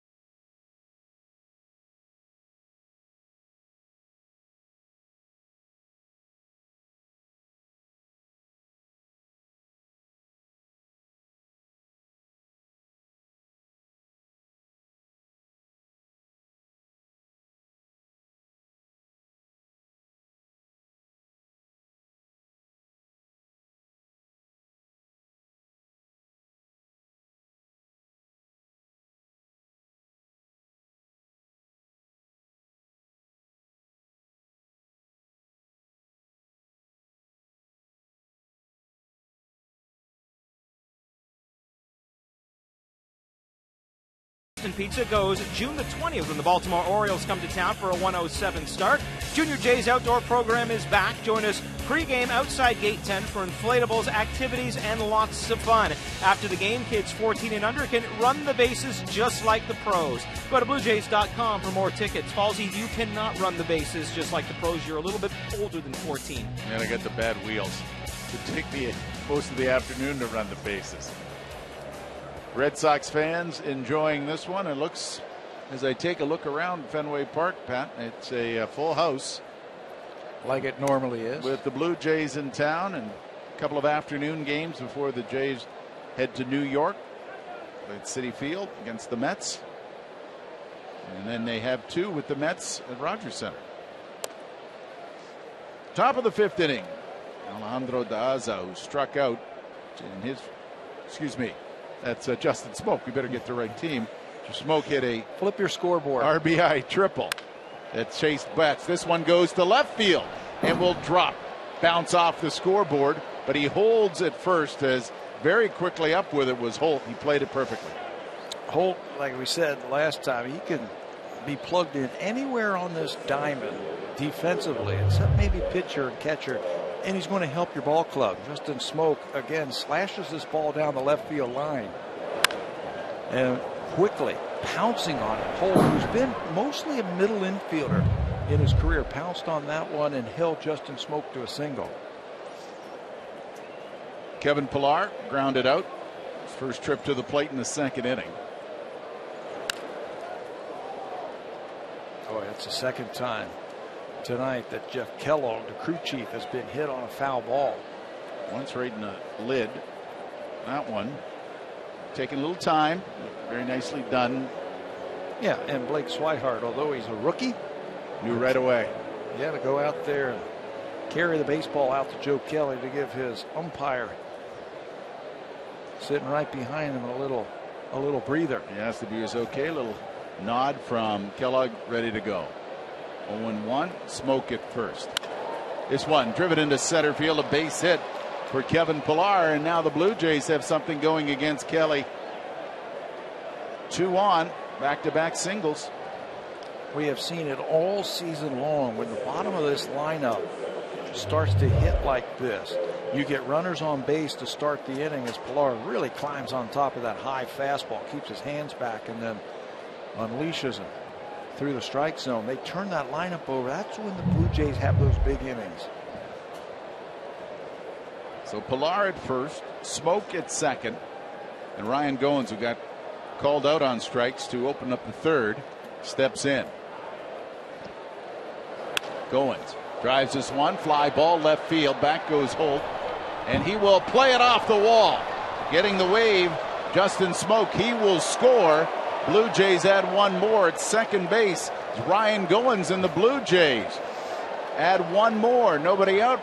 Runners at second and third. And everybody in the ballpark getting a little antsy now. It's 8-2, but the Blue Jays are threatening. You can never be out of a ball game the way this team can swing the bat. Ryan Goins doesn't waste any time. Fastball away, and in this ballpark, just get it up into the air to left field, and you got a chance. Good job by Justin Smoke reading this ball, and then reading the left fielder Holt, who's going to play it off the wall, so he will score without a throw. Pillar motors into third base, and the Blue Jays are rolling.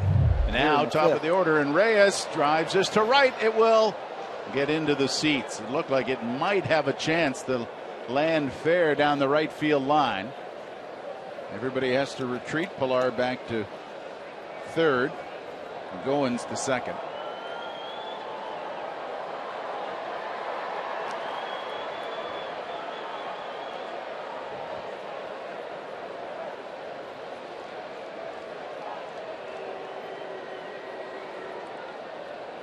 Reyes walked, was caught stealing. Shallow fly ball into center field. For a guy who's thrown as hard as Joe Kelly, he's got 2 strikeouts. What does that tell you? He can't throw the ball where he needs to. He can't put it where he needs to get those strikeouts. Inconsistent with his breaking ball. Blue Jays are going to try and take advantage of this. Tight to Reyes and making him work. You know, normally, Falsey, you want your leadoff hitter to pull the ball for sure, get one of those runners in and get them over, but you're down by 6 runs. Keep the line moving. You need base runners. 2-1. Watch that into the glove for strike 2. 87 miles an hour, a little off speed for Kelly, who's now thrown 69 pitches. And Reyes not real happy with that call by the home plate umpire. He thought that one down and maybe off the plate. I don't think he's happy either. John Gibbons looking in. Here's the 2-2. Little roller, and it will go foul. So Reyes has run down to first twice. Long fly down the right field, and that one a little nubber that just rolled foul. But this is where you take your time. Right here. You shouldn't be in any hurry getting back to the plate. So you're comfortable. Yeah, take your time. You got 2 strikes. This is a big at bat to keep the inning going. You got the hot hitters, the big thumpers coming up behind you. Take your time, catch your breath.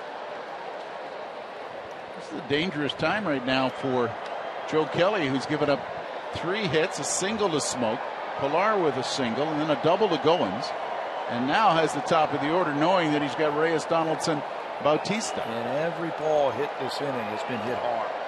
2-2. Reyes sends that hard down the right field line and foul.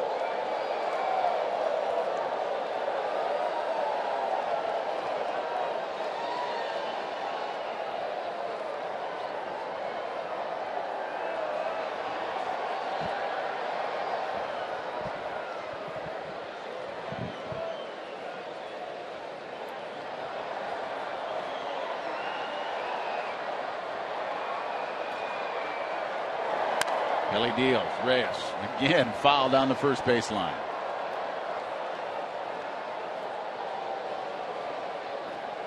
Well, Reyes not going away in this at bat.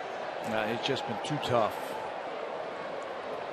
We mentioned his 8-game hit streak where he's hit close to 400. Showed some power, 2 home runs and 7 RBIs, and might be the key to the Blue Jays this year.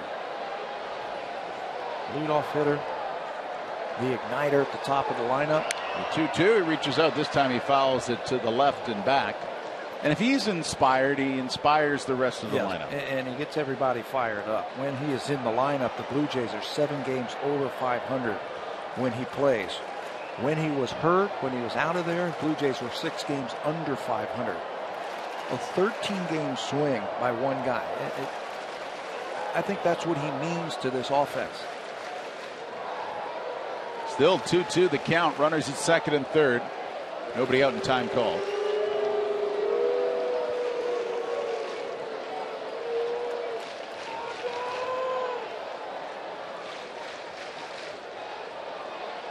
Pilar at third, Goins at second. 1 run is scored. Reyes, ground ball, knocked down at first by Napoli. They will pick it up and make the play, but a run scores as Pilar comes in. And fortunate for the Red Sox, that went off Napoli and right to Pedroia. How about Johnny on the spot? Dustin Pedroia never gives up any play. A lot of times you'll see second basemen, when there's a ground ball to the first baseman, just stand there and become a pedestrian and just watching. You can see his momentum took him over. There he is to make the play. And Reyes can run. Pedroia never takes a play off. And that's a big out. Going still at second, 1 down. And Josh Donaldson, who singled his last at bat, 1 for 2. Guy never gets surprised on a baseball field, does he? And that one, it's almost if he knew that Napoli couldn't get to it. He was going to be there to back him up, and then Kelly finished it off.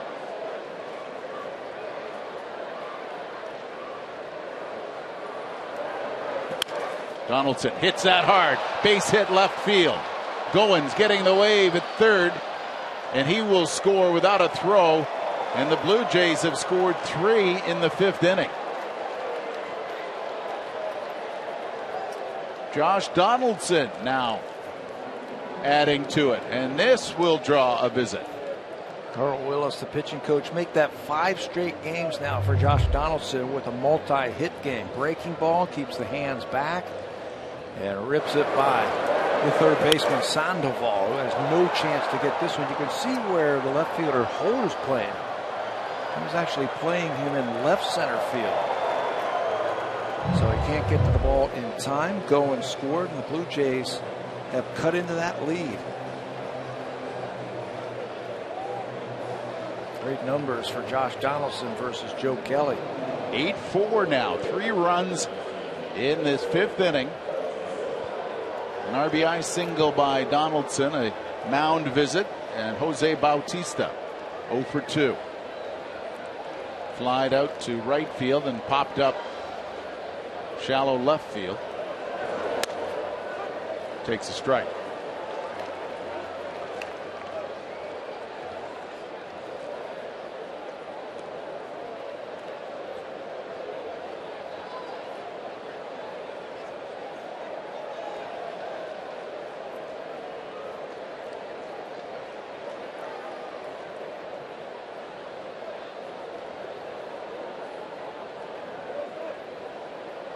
Kelly delivers, and there's another strike on the outside. And Jose is not happy with either one Didn't of those like the calls. first one for sure. No, he stepped out of the batter's box. You can see him slumping his shoulders. Not happy with those 2 calls.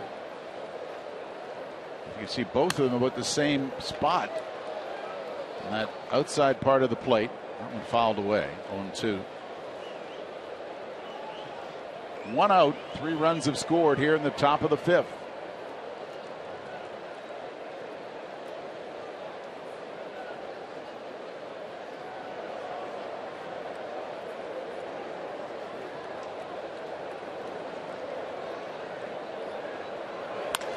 This one right at Sandoval. He throws the first.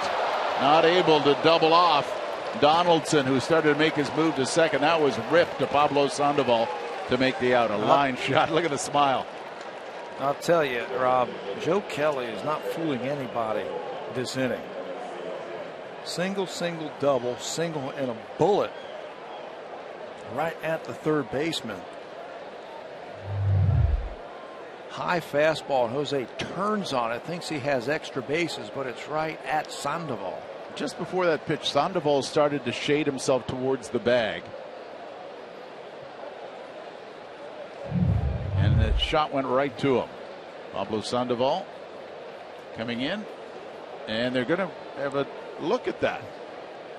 I wonder if they're going to replay if they got the runner at first base. Josh Donaldson's at first base. He's got a freeze on the line drive. He was thinking about trying to score on that ball. Sandoval made a strong throw. Napoli's an excellent first baseman. Shuffled his feet. No, I think his foot was off the bag. Yeah.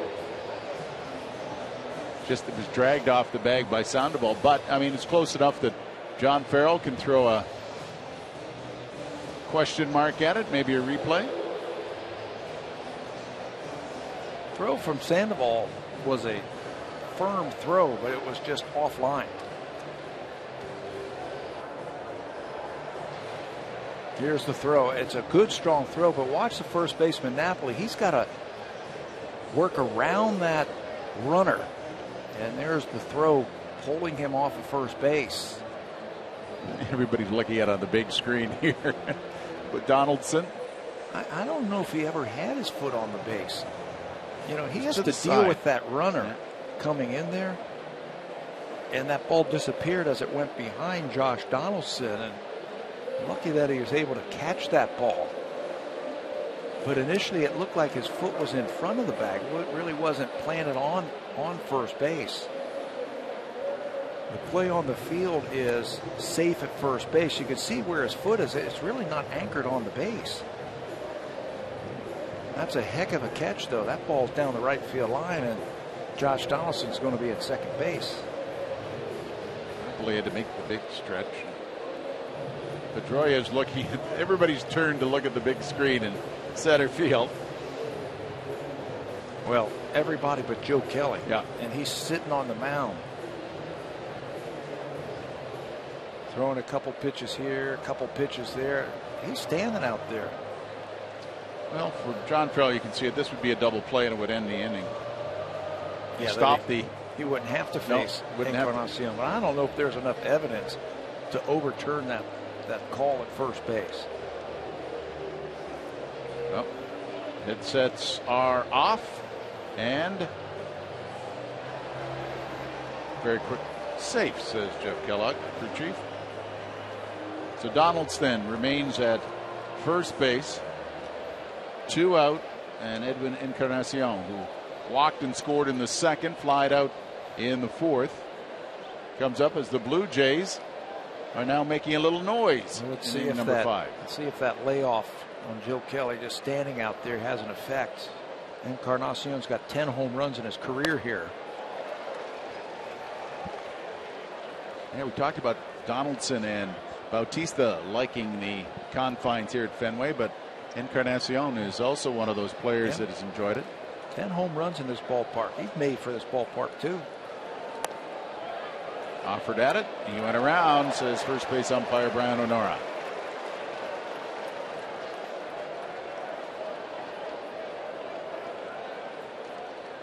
So Kelly trying to get out of this 5th inning.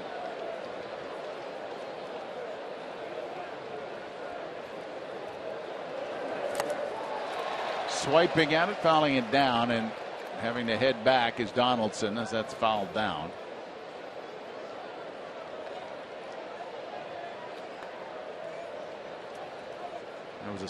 That was a preservation swing just to keep the at bat alive. Emergency hack right there, just to try and keep the at bat alive. You're right. He's fed him 3 straight breaking balls. John Farrell's going to want to come out and talk about this one. I think the Red Sox are contending that Encarnacion swung and missed on this ball. And he's saying, I know I don't have a replay left because I just used it. Well, he's saying it hit the glove, and that's why. Let's see. Ooh. Yeah, he did. He has a reason to be concerned. You know, the whole Red Sox team took a couple of steps towards the dugout, like they all felt like he swung and missed on that breaking ball, and on that replay, he missed it. It looked like it. Yeah. Blue Jays might have caught a break right there. See if Encarnacion can make it work for him. 0-2 count. Ball 1. Well, if nothing else, it's going to add to the pitch count. Joe Kelly. Add to the intrigue. He's now at 84 pitches. He's had a busy 5th inning.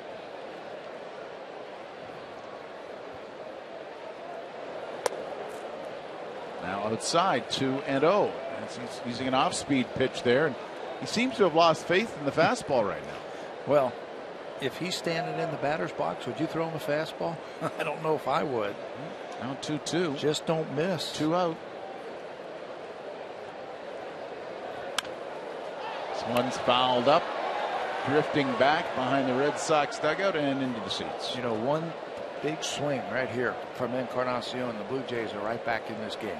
I have to think now that crooked number that's on the board is cause for concern. There's a little activity in the Red Sox bullpen now.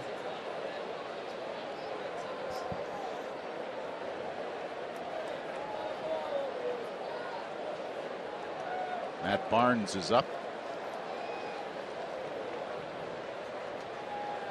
2 balls, 2 strikes. Bounces in the dirt, gets away from Swihart, and going to second is Josh Donaldson. Here's Barnes now starting to warm up. Wild pitch. Another breaking ball from Joe Kelly in the dirt. And Swihart just cannot keep that ball in front of him. Boy, they're doing everything to give the Blue Jays a chance to get back into this game. 3-2 pitch. Grounded down the third base line and called foul. Third base umpire Mark Ripperger was right there, had his arm out, foul. Pablo Sandoval was on it quickly.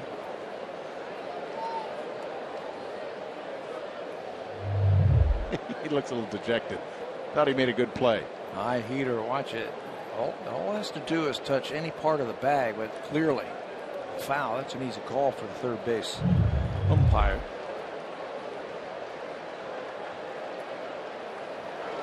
The 3-2. Encarnacion crushes that foul down the left side and into the upper deck.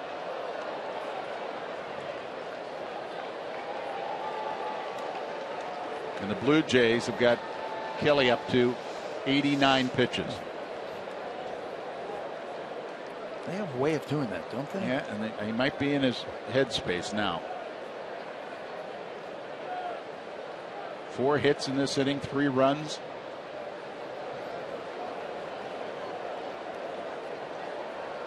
Donaldson at second, 2 out, and a 3-2 count.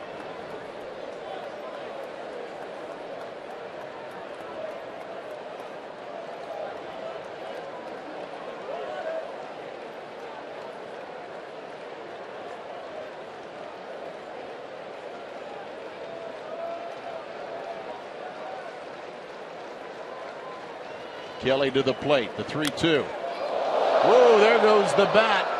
And there goes Encarnacion. A strikeout. The bat swoops down the third baseline, and Kelly is out of a bit of trouble, but he gave up 3 runs on 4 hits. This is a helicopter landing in Boston.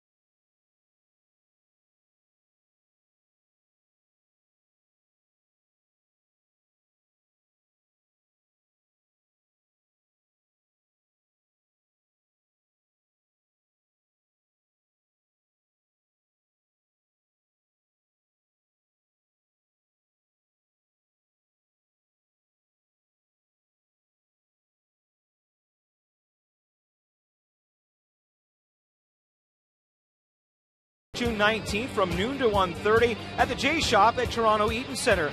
No lineups prior to 10 a.m., 1 autograph per person, and no posed photos. And speaking of former Blue Jays, I want to thank the folks up at Bond Head for the Jays Care Community Golf Tournament. Guys, it was a fantastic day. A lot of former Blue Jays. I had the pleasure of golfing with Juan Guzman and Pat Tabler. You did a fantastic job emceeing the event.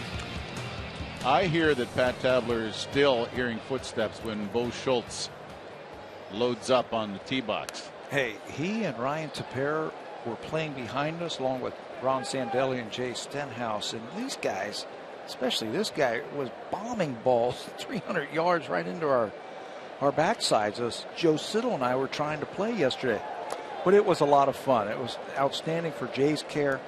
They raised over $725,000 yesterday, and it was fun to see some of the old guys, our old friends, some of the alumni, Devon White, and you said Shaker Mosby was there. Shake, he's always a lot of fun. Alejandro Daza sends it foul down the left field side as Bo Schultz continues to work.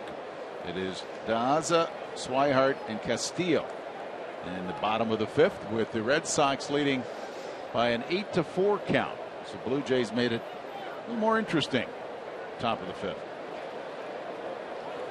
Daza struck out to begin his trip when he replaced Mookie Betts in the 3rd. Betts slammed into the outfield wall. He had homered in the 1st inning, that long, as Steve Delabar warms up, and then Daza took over for him.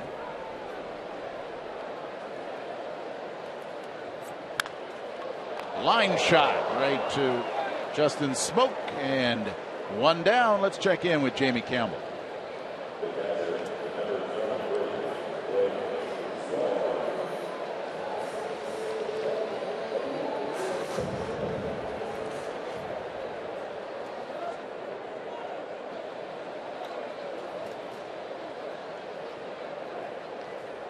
Ooh, the King in trouble.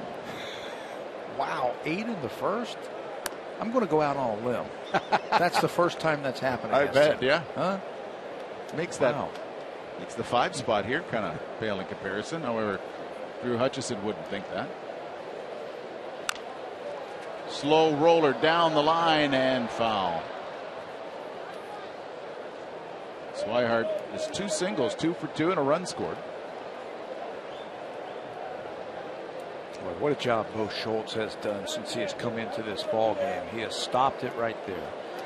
He has faced 6 batters. He has retired all 6 of them, giving the offense a chance to get back. And this is all that John Gibbons could ask for right here. Just slow them down. Make some quick innings for the Red Sox. Allow the Blue Jays bats to get going.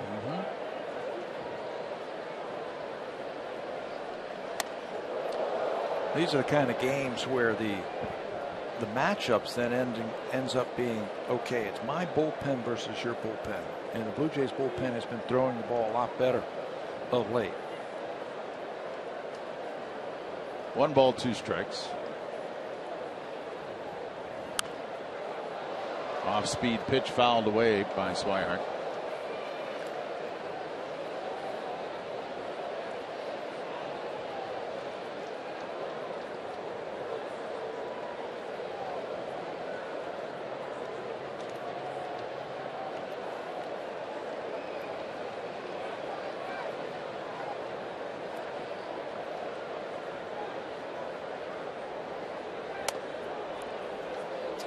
Two balls, 2 strikes, and just with the busy week that all major league teams had with the major league draft, Swihart was a draft of the Red Sox in the 2011 June draft, 26th overall. Ground ball to second. Goins scoops it up, plenty of time to make the play, and there's 2 down. Let's join Jamie once again.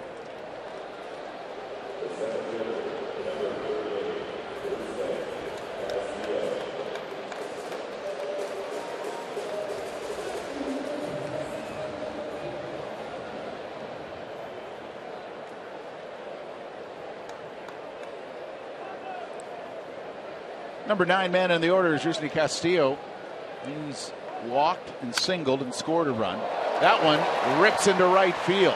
First ball hitting, hammers it into right. Bautista's very quickly up with it. A single. That's the first hit issued by Bo Schultz since coming in relief. First base runner, and it looked like it might have been extra bases right down the right field line. Look how quickly Bautista gets over there and gets it back in. Remember, he's still struggling with his throwing because of that shoulder. You can see he's not getting on top of the ball, and he's not throwing it with the velocity that he once was, but he made up with it for it by getting over to that ball and getting it in quickly. And top of the order, Dustin Pedroia, whose last trip to the plate hit a 3-run home run. Over the wall and left. Made some fans in the monster seats. It was his 9th homer of the year. Drove in 3 with it, giving him 26 runs batted in.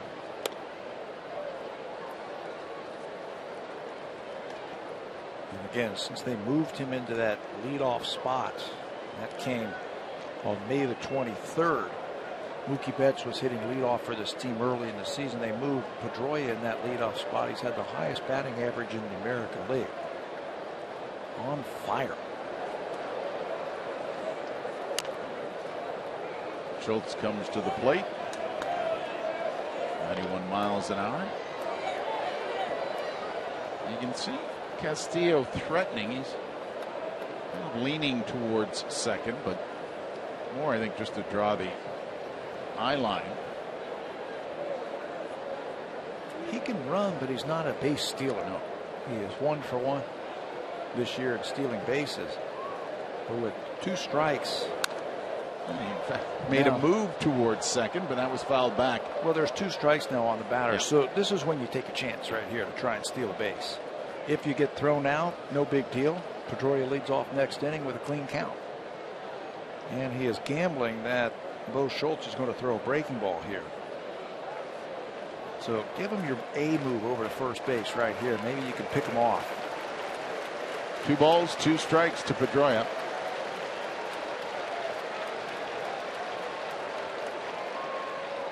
Castillo on the move. Pedroia sends his high, but into center field. Calling for it is Pilar. He makes the catch, and that ends the 5th. Red Sox lead 1 after 5. It's 8-4 for Boston.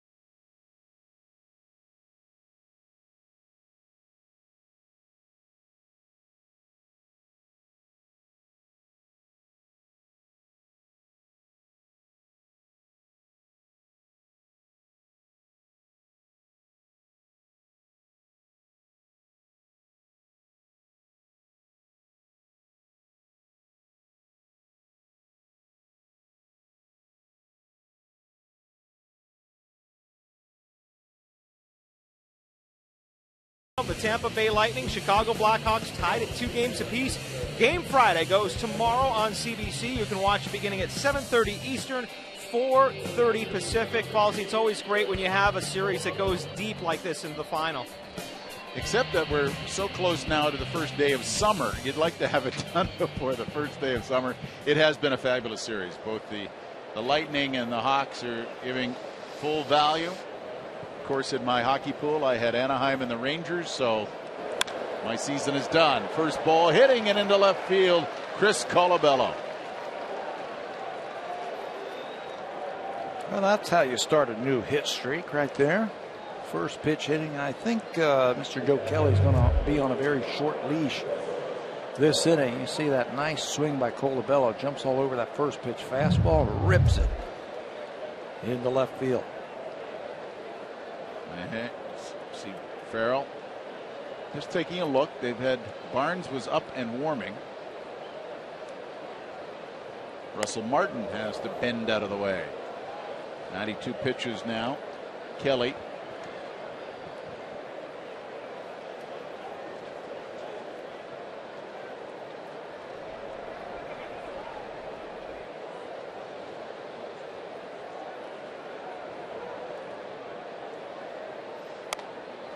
Taking a strike, 95 miles an hour, so still able to light it up is Kelly. The longest that Joe Kelly has gone this year is 7 innings. He just throws way too many pitches to get deeper into the ball game.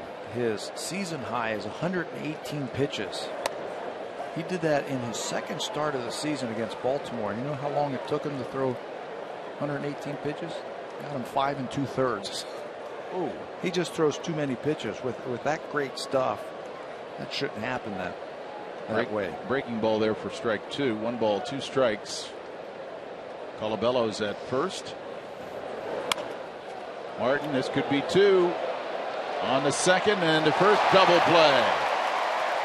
Very nicely scooped up. Bogarts, no rush at all to make the shovel to Pedroia. This is tailor-made all the way. 6, 4, 3. 53 double plays now turned by the Boston Red Sox. Pedroia with a strong arm finishes it off. Bogart's been playing some good shortstop. Talking to some of the Red Sox people, they said he's been making all the plays. He's not spectacular, but he's become very reliable. And again, just 22 years old. He's not going to turn 23 till October the 1st. Justin Smoke comes in. Takes a mighty cut there. He had an RBI triple in the second inning, brought in the Blue Jays' first run. Also, that's been at the end for Mookie Betts as he slammed into the wall, singled and scored in the fifth. Kelly tried a changeup there and thought he had strike three, walked off the mound. I don't know if the umpires are too happy about that kind of stuff. Smoke has hit 2 fastballs for 2 hits, and they've thrown him nothing but breaking balls now. That one skips in. That's 4 breaking balls this at bat.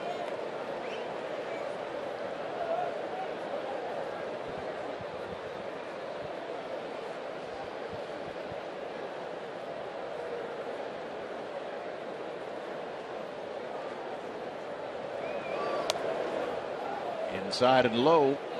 Full count again. Boy, he does fill it up quick, doesn't he? From 0-2 to 3-2. Slider down to the feet. Here's the 3-2. Ground ball.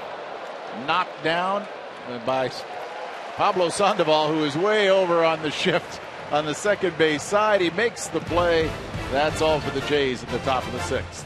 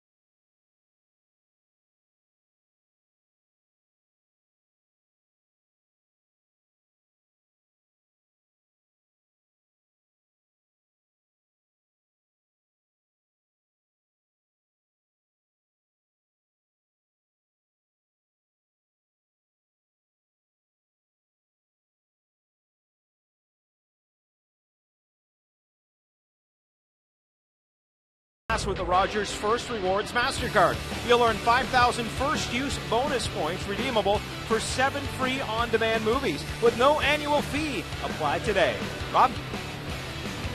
Barry, thanks so much. As we go to the bottom of the 6th inning, Holt, Bogarts, Ortiz are going to be facing a new man on the mound, Tabby. Steve Delabar, for the 12th time this year, is very quietly putting together a successful season. 1-0 with a 174 earned run average. Look at the batting average: 200 versus righties, 105 versus the left-hander. Delabar's only given up 5 hits this season in 34 at bats. That's a 147 opponent's batting average. And the key for Steve this year: fastball command. He's starting to throw that fastball just a little bit more, and he's putting it in a good spot. Starts Brock Holt off with a fastball, 94 miles an hour. Bo Schultz did a very nice job for John Gibbons, coming in relief of Drew Hutchison. Fouled back, very quickly ahead, 0-2. That's what he has done this year. Steve has used that fastball, and he still has a really good fastball. In spring training, he just wasn't able to put it where he needed to not make the team out of spring training. Went down to AAA, found that fastball command. Good things have happened for him. Holt fouls that down towards the Red Sox dugout.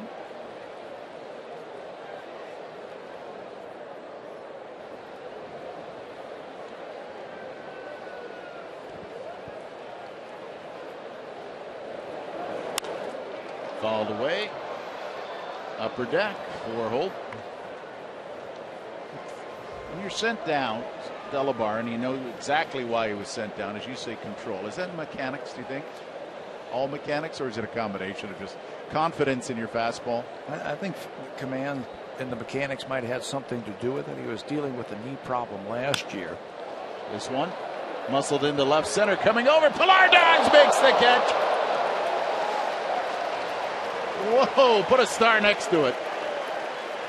Kevin Pilar, a beauty, gets a handshake from Colabello. This has become very routine with Kevin Pilar playing for the Blue Jays. He's all out. He got a great read on that ball. There are 2 strikes, so he shaded the batter towards left center field a little bit more, and that allowed him to get a good jump on that ball.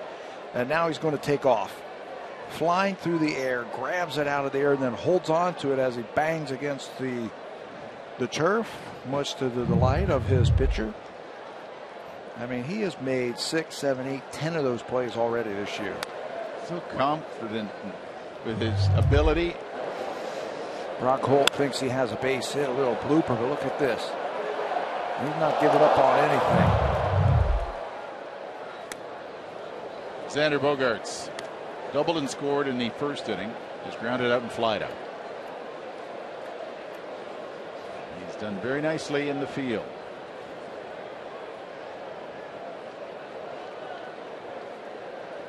The 0-2, got just a piece of it.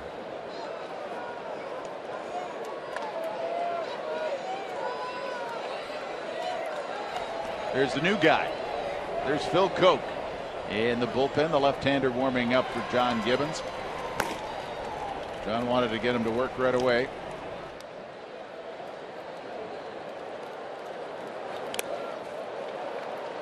And there we go, a strikeout.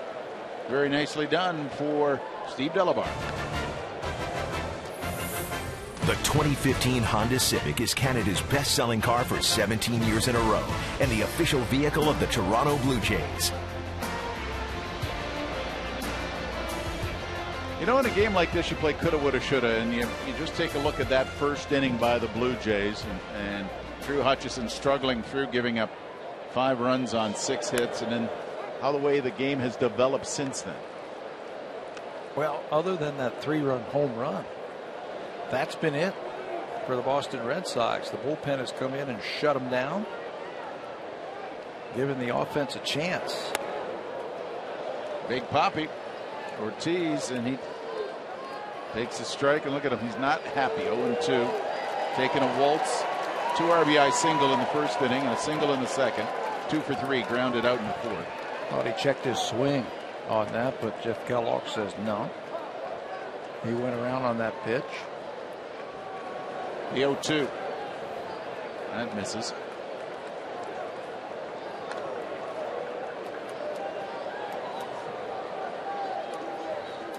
Put a fastball right belt level tight. Belt high. He rolled over a pitch just like that in his last at bat. The 1-2. He brings it inside, but he didn't bite.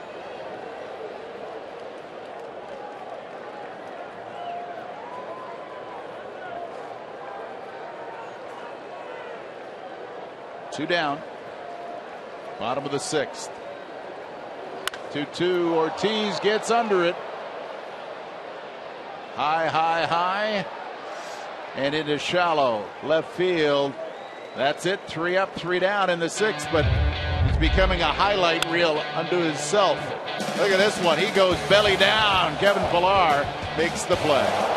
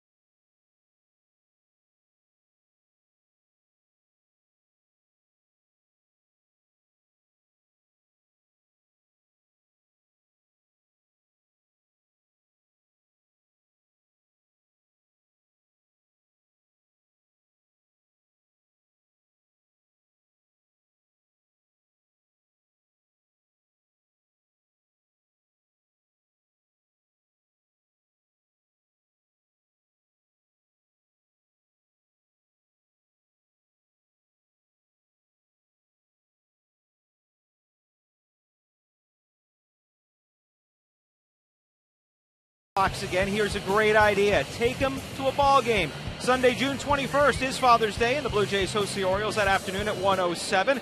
Go to BlueJays.com for more tickets if you want to bring Dad to the game. Ballsy. Nothing wrong with socks, let me tell you. But I tell you, a pair of tickets would be even better. And Matt Barnes takes over. We talked about Swihart being taken in the 2011 draft, 26th overall. This young man, Matt Barnes, was taken in the first round, 19th overall. 2011 draft out of the University of Connecticut. The Red Sox had that pick as compensation because the Tigers signed Victor Martinez.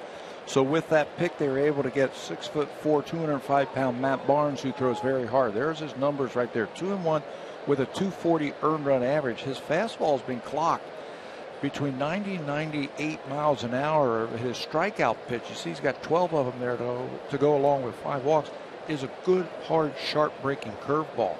He'll mix in a changeup every now and then, but he's power plus out of that bullpen. He's made 13 relief appearances, 10 scoreless.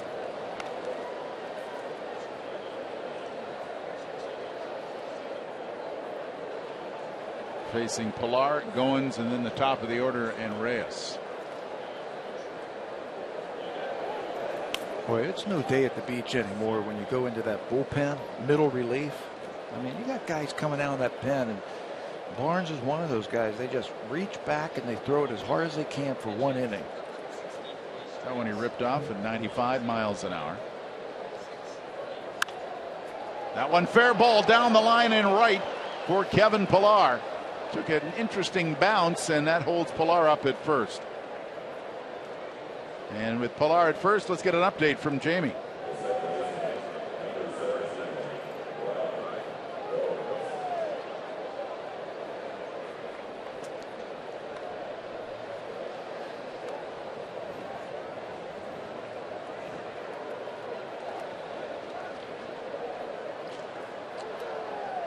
And the Blue Jays starting things off in the top of the 7th with a single.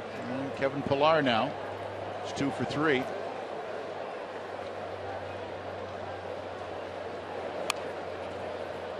Bunt dropped foul, that by Goins, and Sandoval knew something was going on. He was on the infield grass. Hey, Blue Jays need base runners right now, so not a bad idea by Ryan.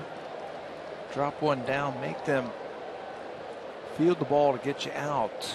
Sandoval's had 8 errors this season, so not a bad idea to pick on the third baseman there on a bunt.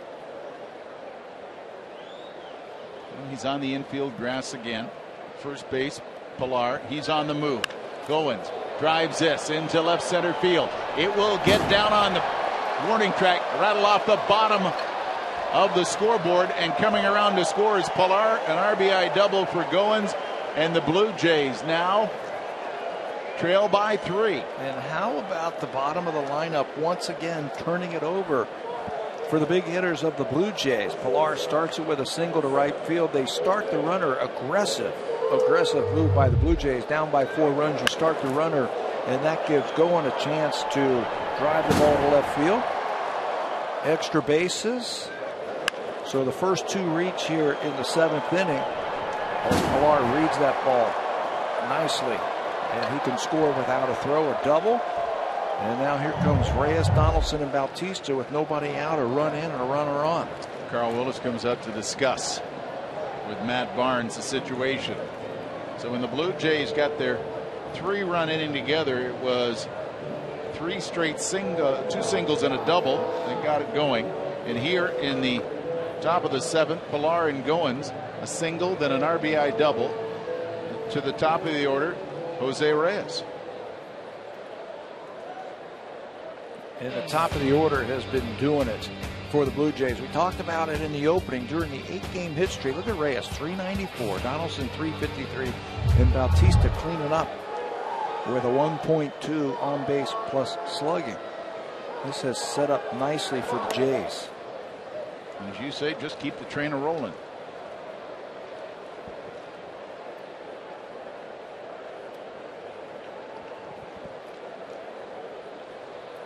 With Donaldson on deck.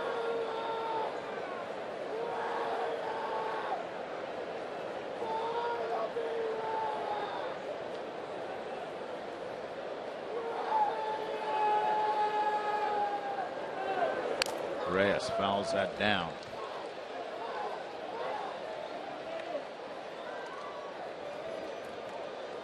Joe Kelly went 6 innings, 4 runs, 7 hits, struck out 3 and walked 1.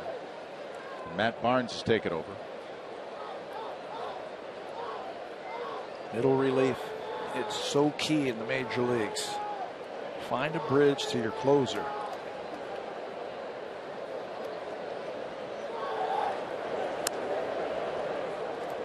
Barnes misses. Fastball clicked at 96.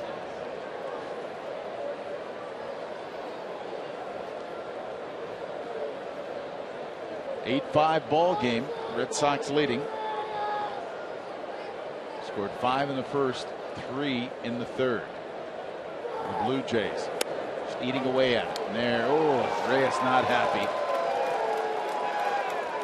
Slapped at the barrel of his bat. That happened the last time he was up, remember? Fastball down and away. Reyes thinks it's down, and he thinks it's off the plate. Now that call right there is the difference, and it looks like a strike on pitch tracker, but a difference between 3-1 and 2-2. As a hitter now, you can be on the defensive here with 2 strikes. Goins at second. 2-2 slapped. It gets by, and it will bring Goins home. Now here comes the throw, but Goins is in safely, and that's an RBI single, and Reyes is stirring it up at first. Blue Jays are coming out swinging here this inning. They're not acting like the team that was down by 4 runs when this inning started. They're swinging away, hacking. And it's got them a couple of runs already. And it's got more action going in the bullpen. And here comes John Farrell.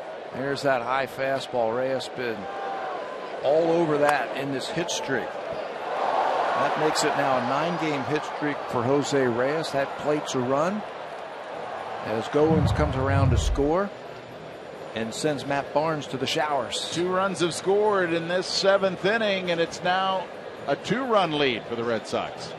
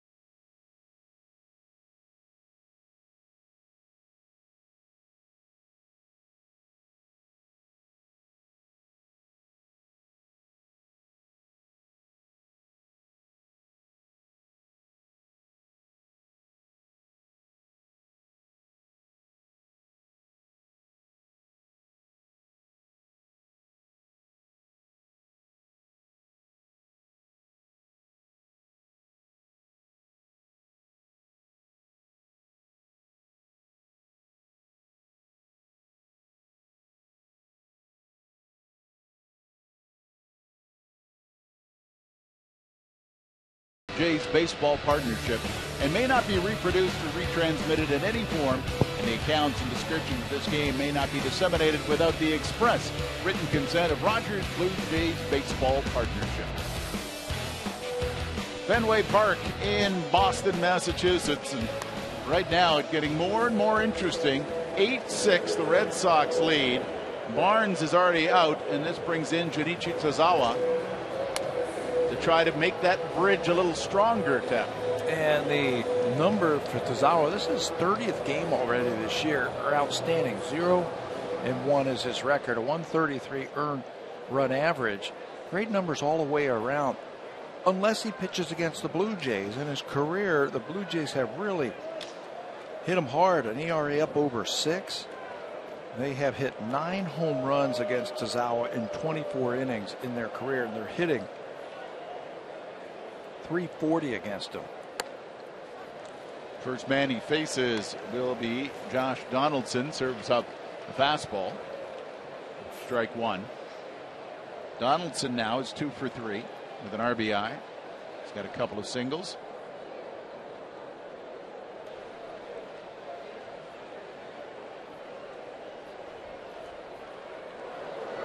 Donaldson. It's a ground ball. Sandoval. Little juggle with it. Can't do anything with it. Everybody's safe.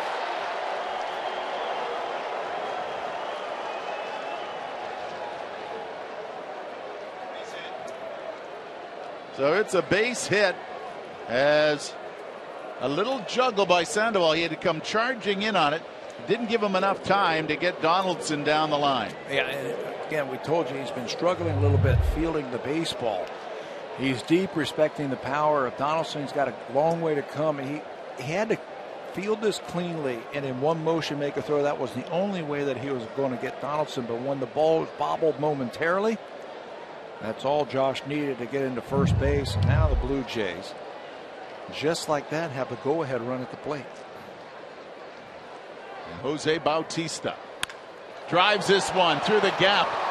In left, this gets into left field. Speed by Reyes, and he will hit home plate to make it an 8-7 game. The Blue Jays have cut the deficit to just one, an RBI single, so this train's rolling.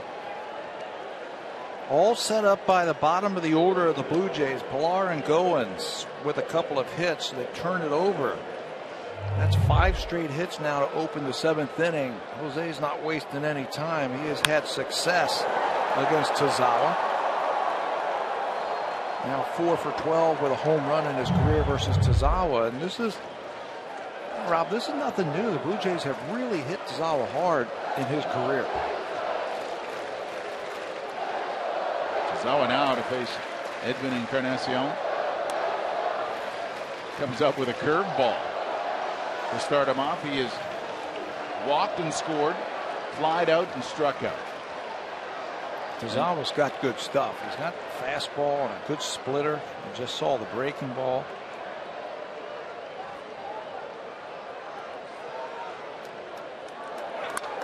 Foul back.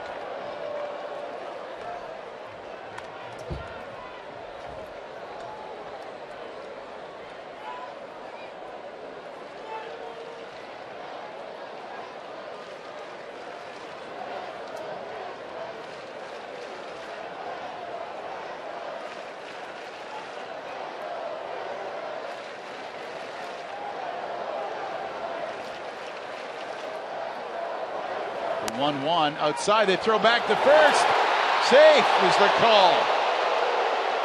Bautista got down, and now we've got Farrell very quickly out to talk to Brian O'Nora. You know, that was a set play right there by the Boston Red Sox. They recognized that Bautista was getting a huge lead, and on the pitch, Mike Napoli is going to watch him duck in behind Bautista. He got the attention of his catcher, Blake Swihart. And O'Nora says no. You know what? He initially, it looked like he swiped at him. Let's see if he... Did he get dirt? He misses him. Yeah, nothing there. Now look at Bautista come right behind. Oh, that's a good call. Very good call by O'Nora. I think he nailed it. Bautista is a very clever base runner. And he knew that he was off too far and that throw was going to come to the outside of the bag. So he was going to go to the inside. He did a great swing move to get around that initial tag by Napoli.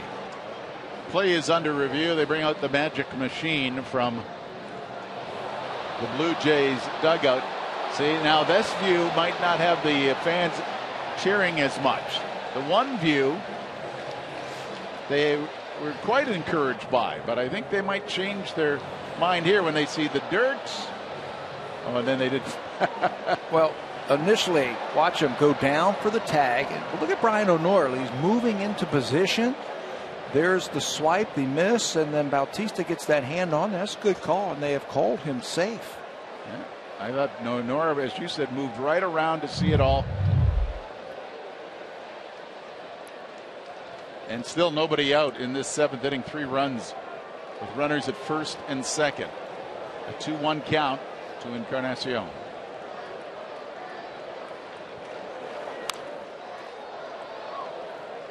Jose is still getting a big lead over there at first base. If there's a ground ball, his job is to break up the double play. And there's a little game being played now between Napoli, the first baseman, and Bautista, the runner, over at first. You can see Jose, he's ready to go. He's going to take a couple more steps and get out there.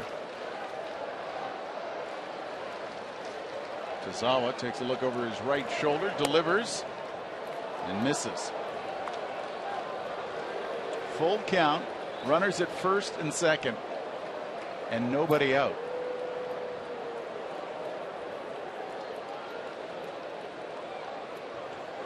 Realize the Blue Jays were down 8-1 at one point in this game.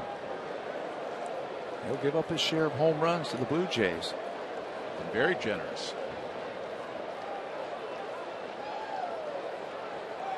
3-2. Encarnacion rips that into left field. They're going to put the stop sign on it. Encarnacion singles. Everybody moves up one. 6 straight hits. Well, that's how you answer it right now. And Chris Colabello singled in his last at bat. He'll step in, but it was Pilar and Goins who got it all started.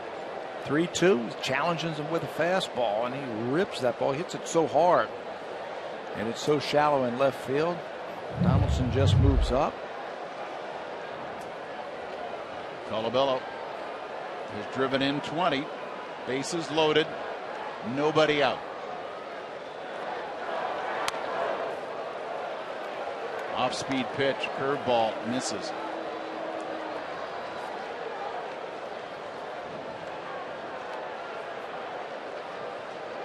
He's been such a good RBI man. Colabello just thinking about hitting the ball back through the middle.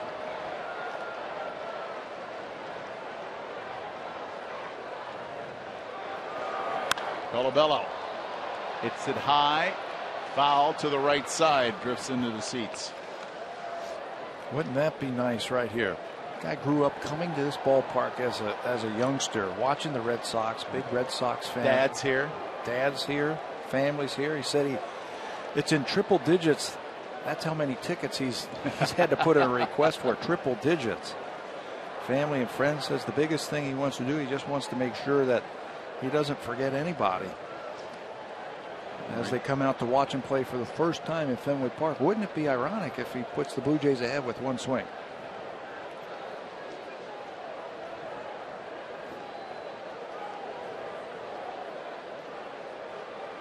One ball, one strike, nobody out, bases full. Takes inside, fastball.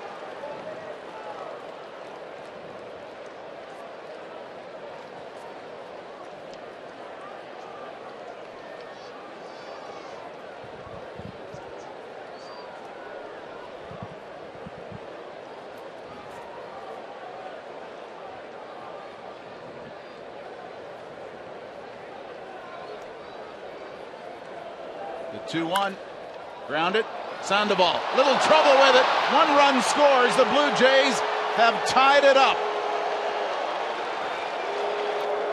Chris Colabello, a ground ball down the third base line. Sandoval struggled with it, and the Blue Jays have come from being down 8-1. It is now 8-8. You know, that is 2 bobbles now this inning, and the Blue Jays will certainly take it. You can see off the line, he gets to it and then drops it.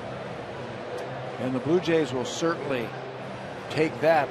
Sandoval in the transfer to get it over to first base, drops the ball. Tazawa cannot believe it, and the Blue Jays keep it rolling. That's an error to Sandoval, but an RBI. Colabello puts it all square here in the 7th inning. And that gets a lot of action now in the Boston bullpen.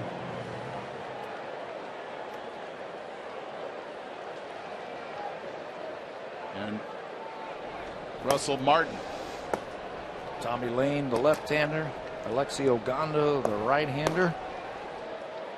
Didn't look like they were even going to get near the bullpen tonight. Tazawa deals to Russell Martin. And the woes continue for Tazawa. Martin's 0 for 3, grounded into a double play in the 6th. Bautista now at third, Encarnacion at second, and Colabello at first. Nobody out. Blue Jays have scored 4. Just a little over anxious right there. Took a little off a splitter. Yeah, it took a little something off on a 1-0 pitch, and Russell is at his best when he's trying to hit the ball back through the middle. He has faced Martin 4 times, and he's looking for his first hit.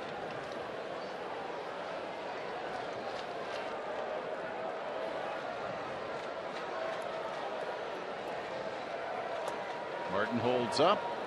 Good plan. It looked like he had half an idea, then went nope. 2 balls, 1 strike. Another curveball. There are his numbers. 4 grand slams for Martin. I'll take a single to center. Yeah. I mean, I'll take the grand slam. Don't get me wrong. But I'll keep the train rolling right here. Like this one, a fly ball, center field. Back for it, and it gets over the head of Castillo. 1 run scores. 2 runs score. Bases are clear, and the triple by Russell Martin.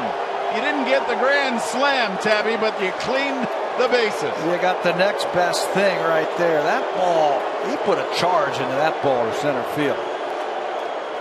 Blue Jays take advantage of the error by the third baseman. I'll tell you, Russell Martin scalded that ball to center field. Castillo had no chance to run that one down. We saw a triple earlier by Justin Smoke in the same spot, right into that triangle out in center field, and that's where you get the triple. A perfect time to hit with the bases loaded. All 3 runners are going to come around to score. And the Blue Jays have had a 7-run inning, and they're going to knock Tazawa out again. And the Blue Jays have an 11-8 lead. No out. Yep, still nobody out. And a smile right now for the Blue Jays.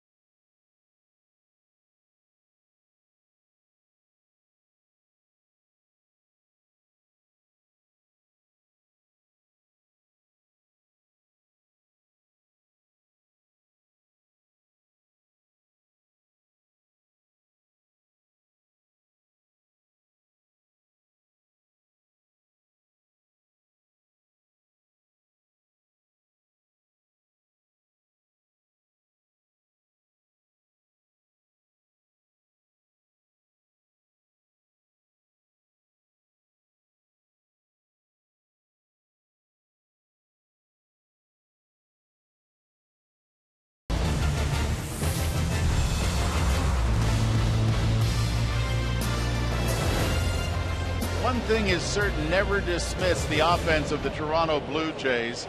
as the Blue Jays, courtesy of Russell Martin, have taken the lead 11-8 in the 7th inning.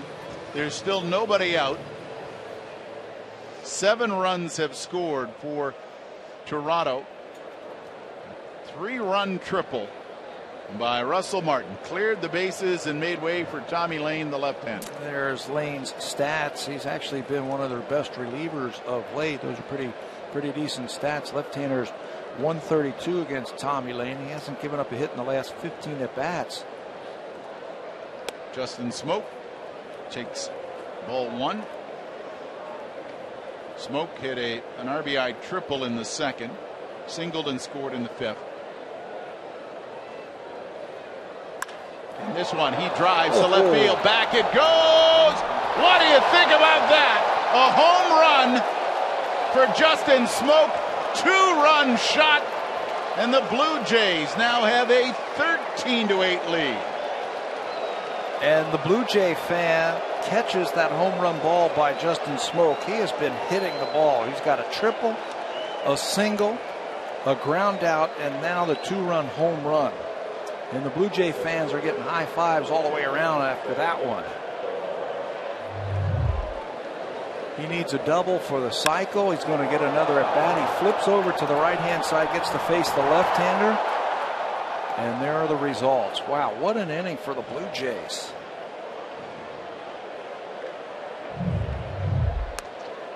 Don't know how to explain it, especially with the way this game started. Well, this is the guy who started it right here for the Blue Jays. Kevin Pillar gets his 2nd at bat. He singled and scored. Well, everybody has scored. Filled in a lot of spaces in the scorebook. 1 ball, 2 strikes. That closes the book on Shinichi Sazawa, and it's another messy score line for him. Well, gave up 5 runs on 4 hits. Barnes 3 runs on 3 hits.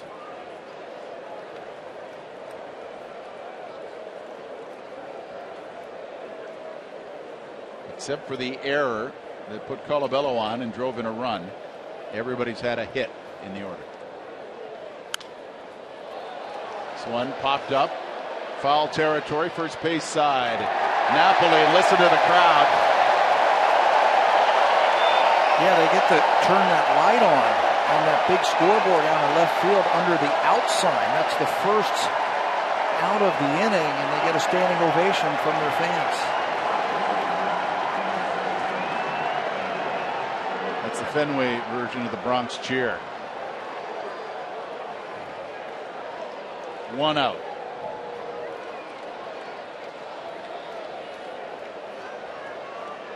Ryan Goins, an RBI double earlier this inning and scored a run.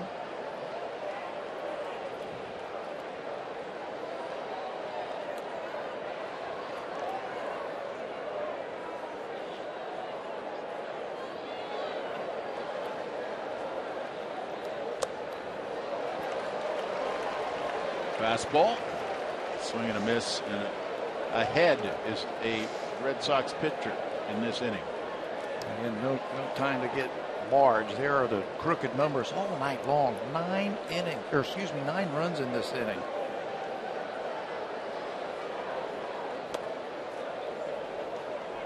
Now, you've been coming to this ballpark a long time. What happens if it's a double digit on the manual scoreboard? Oh, they have. Do they have a little 10? Oh yeah, oh yeah.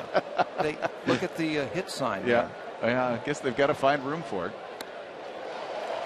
2 out, a strikeout, swinging.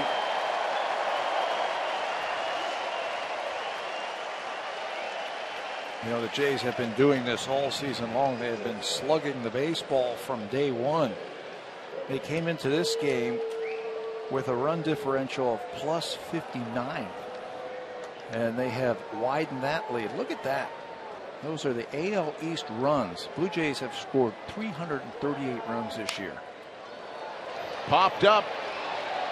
Everybody's calling for it. Ooh, and finally it's Pedroia who makes the play, and that ends a 9-run 7th inning for the Blue Jays. Russell Martin with a 3-run bases clearing triple, and it turned it all around.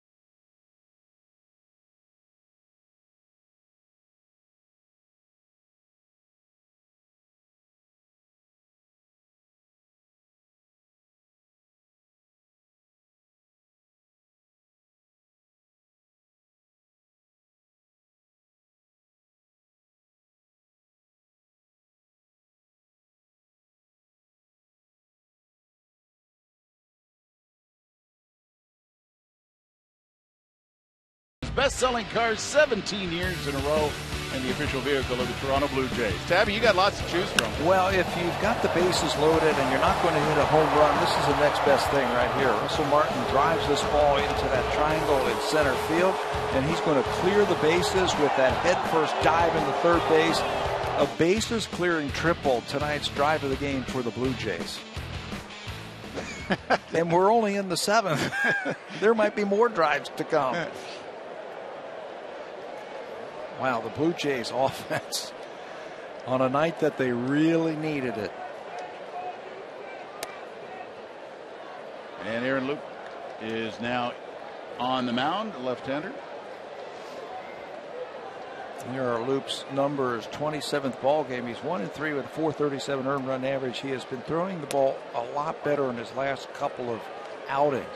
His fastball command control has been on the corners where he needs to be, and he's been dropping that breaking ball in there.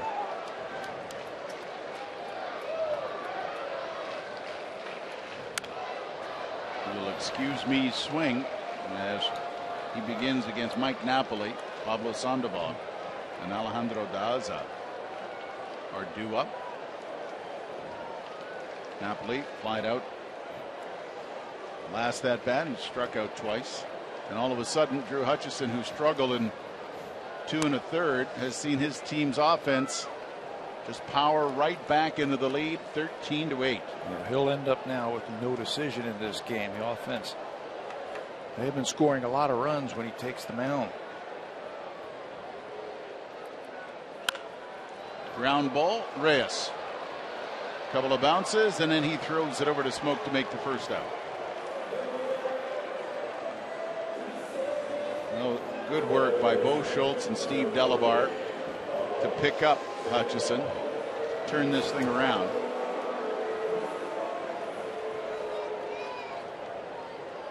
But what a 7th inning for the Blue Jays. Pablo Sandoval hit a home run his first trip to the plate, and that was in the what we thought was a very big 5-run first inning. It was very big, and then the 3-run home run, and that's been it. You notice Sandoval was hitting left-handed against the left-handed pitching Loop. He's given up switch hitting. And a ground ball right to Smoke, and he tells Loop that he's got it, handles it, 2 down.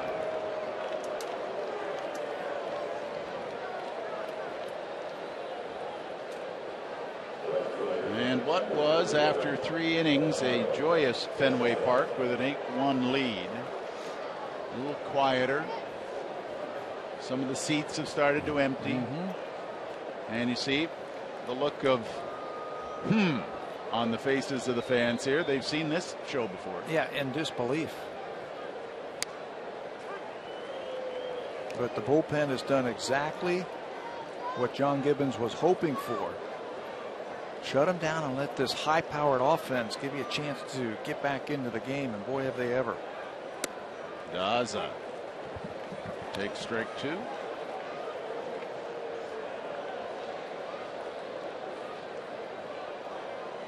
As Tabby mentioned earlier, Daza was picked up from Baltimore in exchange for minor leaguer Joe Gunkel. And a ground ball.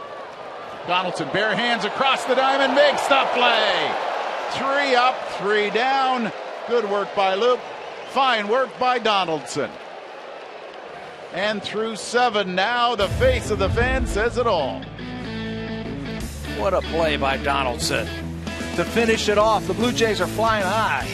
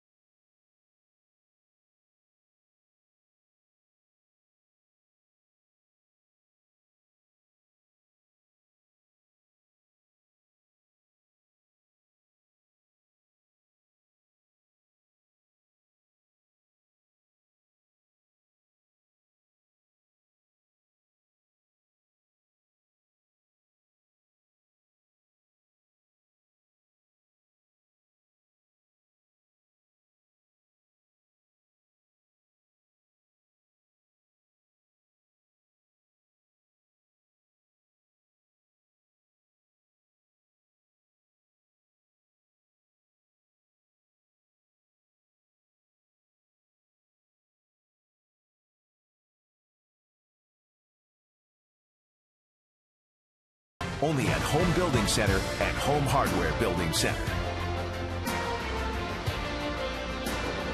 Beautiful shot of Fenway Park in Boston, and not so beautiful a scoreboard right now.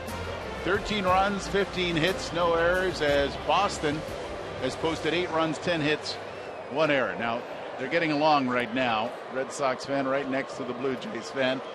As we march into the 8th inning, a new man on the mound for the Red Sox as they go with Heath Hembree. They're sweating just from that last 7th inning. Yeah, enjoying that. Sandoval makes the throw over and retires Donaldson. Gets a little bit of a, it's not a real comforting sound from the fans.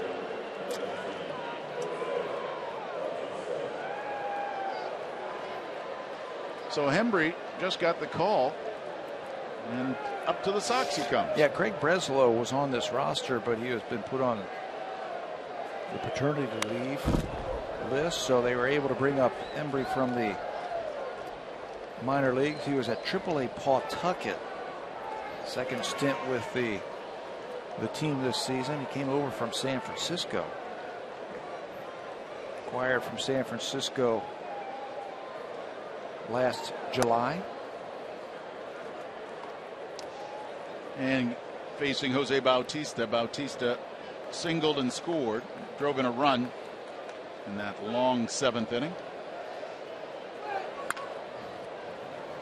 Slow roller. Bogarts makes the play. 2 ground ball outs for Hembree.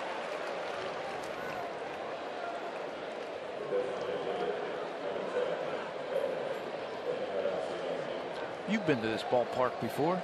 These are the kind of games that become, these are routine games. Well, here. as we said, this is one of those things you can get yourself right back into it very quickly. Something rattles off the wall, takes a funny turn in the kinks in right field or in the triangle of death in center field. We've seen 2 triples tonight from 2 guys.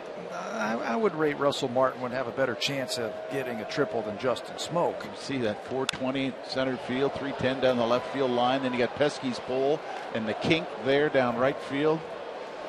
Just strange things happen at this ballpark. And then you put a good offensive team like the Blue Jays in here, and they are going to feast. Encarnacion singled his last at bat and scored, but everybody scored in the 7th. It's when he skies. Playable. Napoli makes the play, and it's a 3 up, 3 down. 8th inning for the Blue Jays, but they have a 13-8 lead. Let's go to a Blue Jays Central update with Jamie Campbell and Cliff Floyd.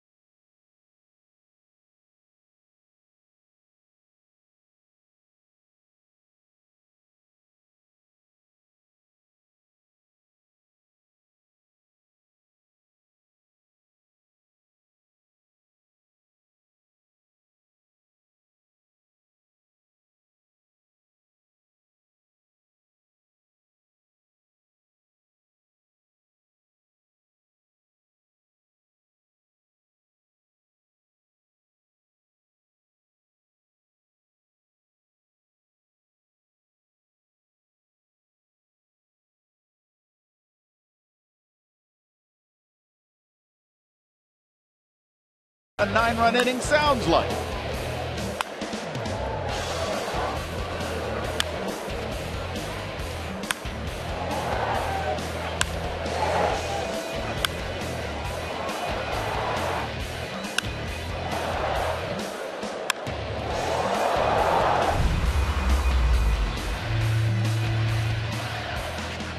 Nine runs on 8 hits. 28 minutes before the Red Sox were able to get their first out of the inning, and then they got 3 in a row when Tommy Lane stepped in. Matt Barnes and Junichi Tazawa had nothing but trouble, and the Blue Jays stepped in and took full advantage of a 13-8 lead. With a new man on the mound, Roberto Osuna. 26 games now for the young right-hander of the Blue Jays. What a season he has had. He will face the Red Sox with a 5-run lead now in the 8th inning. How about the bullpen for the Blue Jays tonight? Well, beginning with Bo Schultz, then Delabar, Luke. And now Osuna.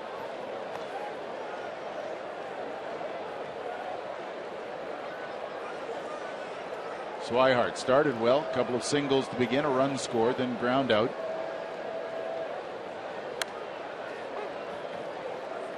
Fastball. Now there are smiles in the Blue Jays dugout. It wasn't the case after the third inning. No, a couple of hours ago it wasn't. But you know what? They didn't panic.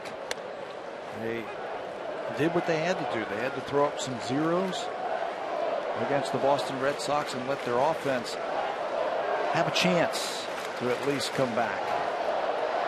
You know, it's funny, as you discussed at the opening, top third of the order has been so good during the 8-game winning streak, but it was that bottom third that really started to get the fire rolling again. Got it going for the Blue Jays. And if you're the Blue Jays, you don't want that to happen to you right here. You got 8-9-1. You want to get that first guy out. And leadoff walk. All it does is give the opposition confidence. start walking guys like that. Osuna, he hasn't shown that all year long. He's been cool, and he has thrown a lot of strikes.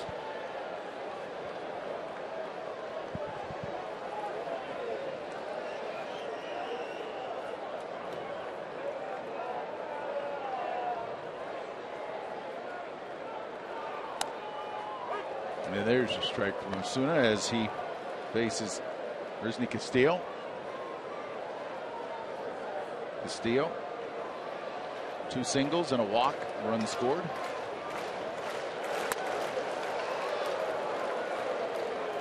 Took something off it, and Castillo went after it. That slider is developing for Roberto in the minor leagues. I talked to scouts who saw him in the minor leagues, and they said his breaking ball was really good. Boy, hammered that 98 miles an hour. And in a good spot down and away. And I think that breaking ball will come back for Osuna. He missed some time with Tommy John. And there he goes. And a strikeout for Osuna.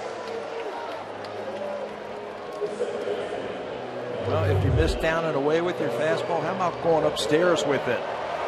And he does. He throws that one right by Castillo. It's the first time the Blue Jays were able to retire Rusney Castillo tonight. Now to the top of the order, and Dustin Pedroia.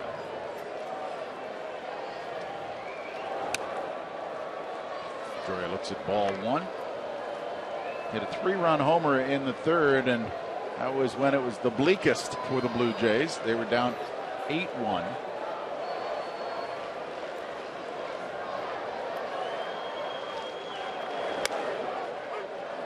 Comes at him with a fastball. For a young player, Roberto Osuna's got pretty good command of that fastball. Sometimes you see young guys come up here and overthrow it, and it goes all over the place. He's nice and smooth. He's relaxed. Doesn't look rattled at all, does he? It looks like a veteran. Runner on first. Swihart. 1 down. Fouled away right side. Oh, and bad hands on the second deck. Oh, crowd's not even happy with that.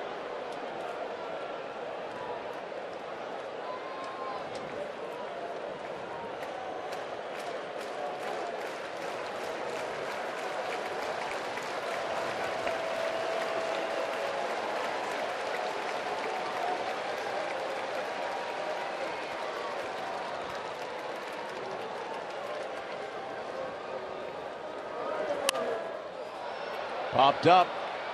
First base side. Playable. Smoke makes the play.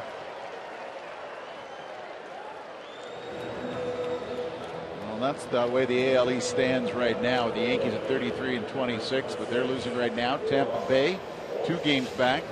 And the Blue Jays, with the 8-game win streak, have moved 1 game over 500 and 3 out of the mix. Yeah, and could pick up a game on the Yankees tonight. They are losing big to Baltimore by 8 runs in the 7th inning. Tampa Bay is leading right now. And for Boston, 7 games under 500. Trailing in this game, 13-8.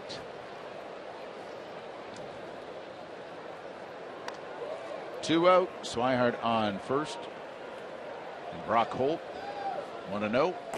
And it's Brett Cecil. He's getting heated up, taking his time.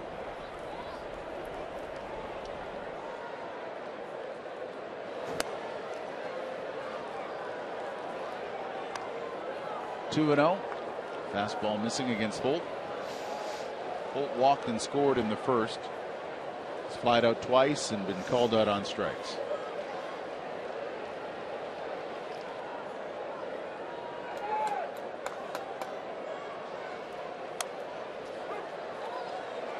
Taken all the way, 2-0.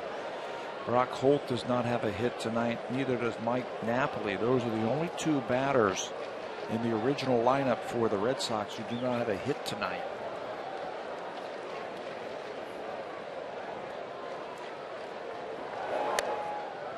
Sales high, 3-1.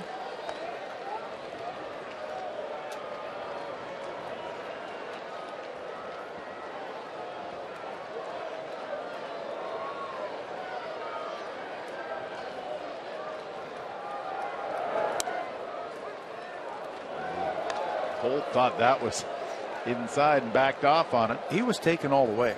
3-1.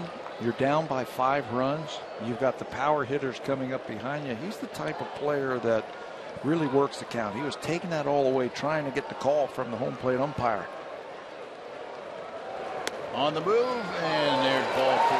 Full count, draws a walk. Second walk for Holt in the ball game. And the second walk of this inning for Roberto Osuna, uncharacteristically walking batters. John Gibbons has given him the 8th inning now late in this season. 2 down, 2 on. Late in the game like this, he has been trusting Roberto Osuna in the 8th inning. Xander Bogaerts doubled and scored in the first. Grounded out, flied out, struck out.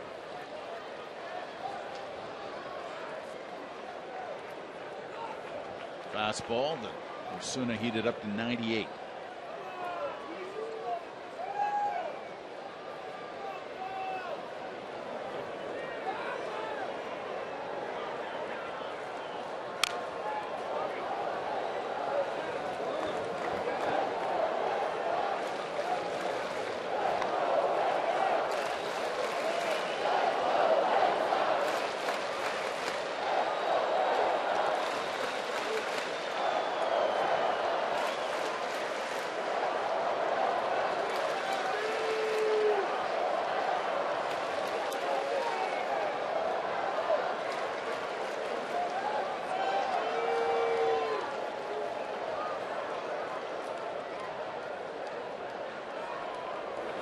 Bogaerts slaps that into right field.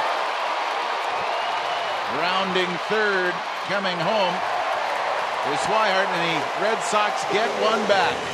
RBI single by Bogart. Well, leadoff walk always seems to come around to score, doesn't it? Bogaerts has been one of their better hitters, hitting with runners in scoring position. And versus the Blue Jays, Xander Bogaerts, for his career, is a 300 hitter. Takes that 0-2 fastball and shoots it into right field. No chance to get that runner to third base. And 24 pitches now for Osuna. And with the left-hander coming up, John Gibbons is going to go to his bullpen once again. 2/3 of an inning, 1 run comes in, and Cecil will run in for the bullpen.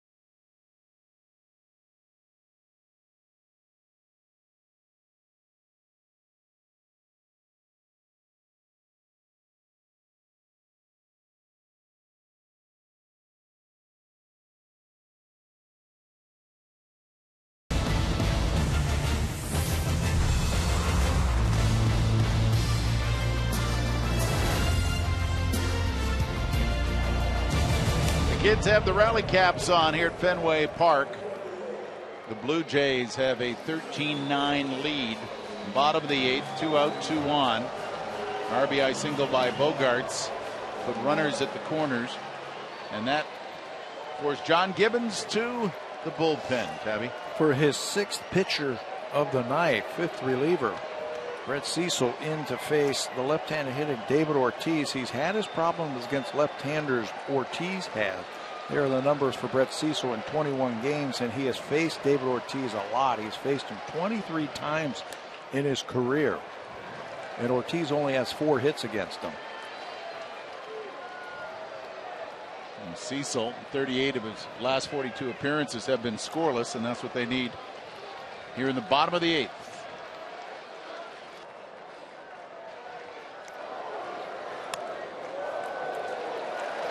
He looked like he wanted to start on it and held up. Ball 2. Well, that high strike has not been called a strike all night long. He's 2-0, but on pitch trackers, it looks like a strike. Yeah. But it has not been called. He's been very consistent, the home plate umpire, all night on that pitch. The 2-0 is low, 3-0.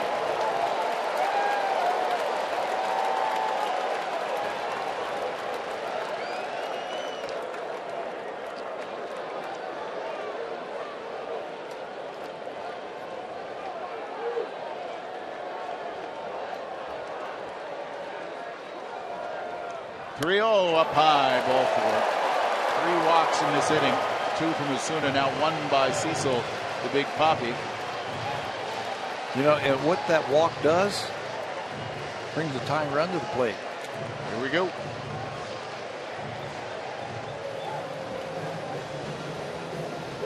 Mike Napoli struck out twice. He's grounded out and flied out. Yeah, this is a big part of the game right here. Napoli has had a home run in his career versus Brett Cecil. 2, 3, 4, 3 walks and a single has been their rally. Now you need to make a pitch. 4-run lead for the Blue Jays after a 9-run 7th. Napoli fouls it out of play to the right side and into the seats about 4 rows back. You know what? I've got, I think Mike Napoli has one thing on his mind right here, Rob. He's thinking about trying to tie this game up with 1 swing. Well, maybe he should just keep the train running the way the Blue Jays did in the 7th. They got their chance right here. Napoli in his career has hit 31 home runs in this ballpark. Mighty cut at that. Curveball. And I don't think I'm throwing him any more fastballs. Brett Cecil's got a very good curveball. It's a spike curve where he puts that index finger and knuckle right on top of that ball where he can bring it down with that middle finger, and he creates a lot of torque and a lot of spin on that breaking ball. He's ahead on Napoli. He gets a lot of strikeouts with it. Bases loaded. There it is. There it is. Strike 3 called. Curveball gets Napoli, leaves the bases loaded. And Blue Jay fans can breathe a sigh of relief. Cecil delivers through 8. Blue Jays leading 13-9 as we head to the 9th.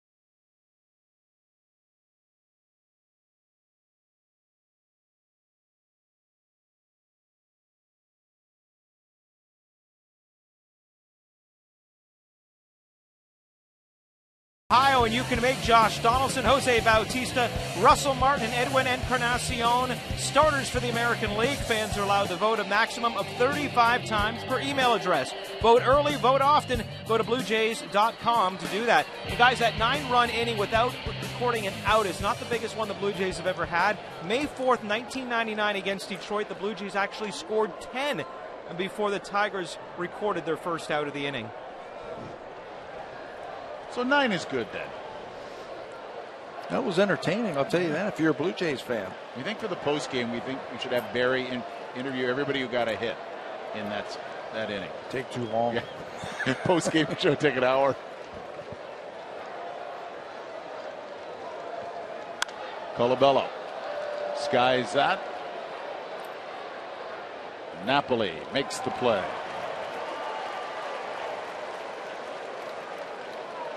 Well, Hembry's done a nice job. 4 up, 4 down. And Russell Martin, who got this party started with the bases clearing triple in the 7th. Yeah, right after the error by the third baseman that really opened up the floodgates for the Blue Jays. 3-run triple by Martin. They bring in a pitcher and whack, Smoke hits a 2-run home run. 5 runs after that error.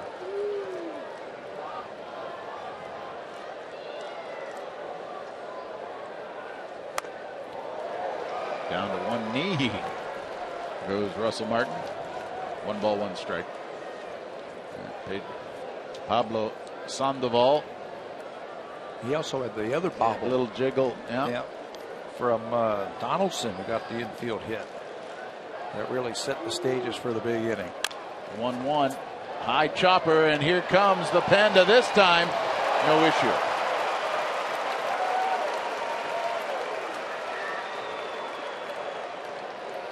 Pablo does the job. And 2 down. 5 up, 5 down. It's been a rough night for Sandoval. But this time he makes the play. Throw on the run to record the out. 8 in a row set down by the Red Sox after the home run by Justin Smoke. And here he is. Needs a double. Pass that down. Yeah, I'm sure he knows. I'm sure he knows he needs a double for the cycle. Well, there's room in the alleys. Yeah, there's plenty of room. Can hit one off the monster. Yeah. You know, he's swinging like he's trying to go for extra bases.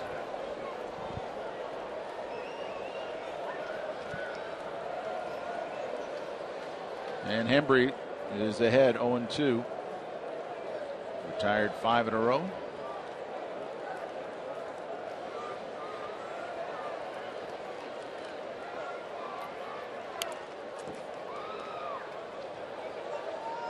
Pitch came inside and caught Smoke's bat.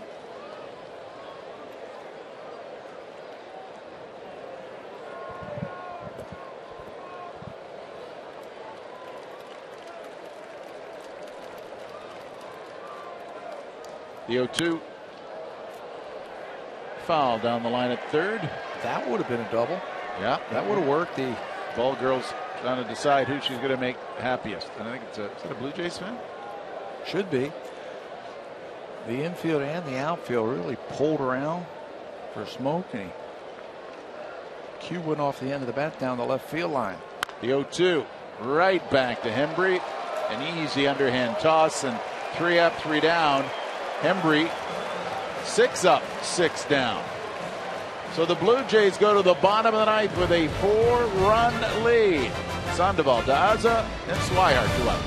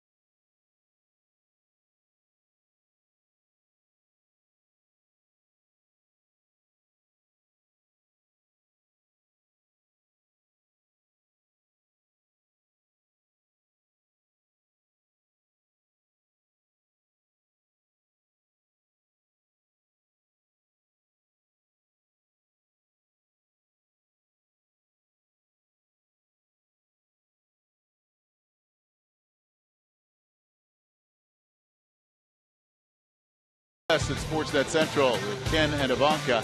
For those watching Sportsnet Pacific, the Dodgers and Padres mix it up, and that's coming up right after the ball game. And right now, Blue Jay fans are hoping that Brett Cecil can close things down as Carrera comes in. He's in left field.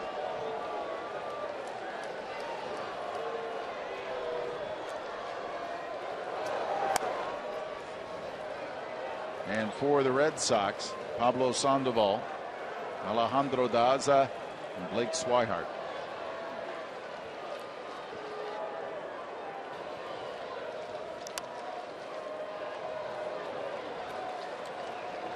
You see Sandoval taking a couple of pitches there. They need base runners also, so he was taking a strike.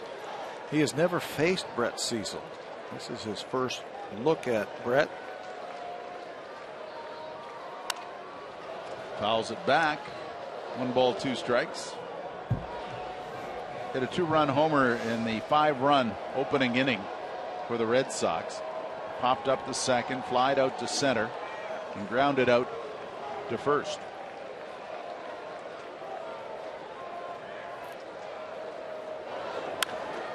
Ground ball. Donaldson leaves it for Reyes. Reyes, the throw over, makes the play. 1 down. Now with a preview of what to expect on Sportsnet Central, let's join 2 fabulous ball players. Well, so they say, Ken and Ivanka.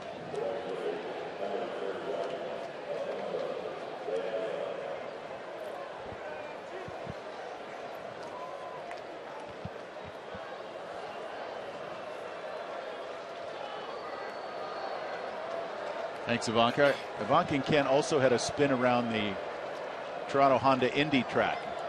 They still can't swallow the full meal deal right now. The stomach is still riding about, shoulder blade high. 1 down. Brett Cecil against Alejandro Daza, who had to come in when Mookie Betts slammed himself into the outfield wall in that little kink at the 420 mark as he was chasing down a ball, rattled his face against a padded railing. Daza came in. Castillo moved into center, and Daza playing right. Well, he finished the inning. That's a good sign. I haven't heard an update,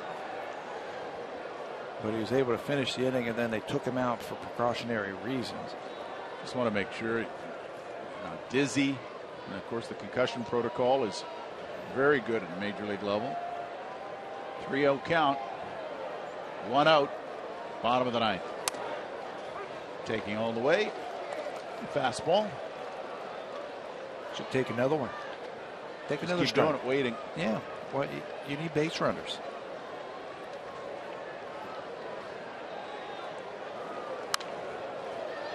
Well, he wasn't taking. He liked what he saw. The count's full. Fans in the monster seats think they've enjoyed the view.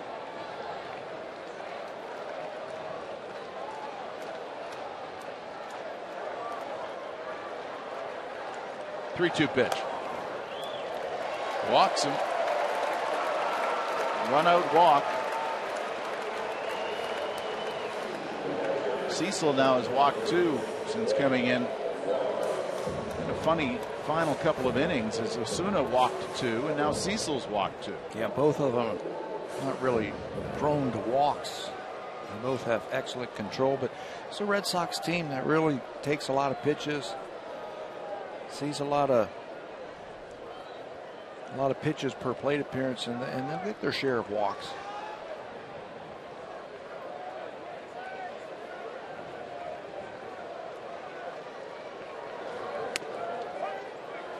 Deals the strike to Blake Swihart. Swihart walked and scored in the 8th.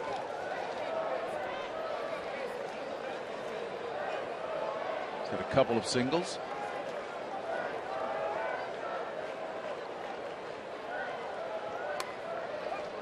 Looks at strike 2. They take a lot of pitches, and when they swing the bat, they don't miss that often. They got the second lowest swing and miss percentage in Major League Baseball. So they make contact. And they work that count. The 0-2 ground ball. Donaldson up with it on a second for one to first. Safe is the call by Onora.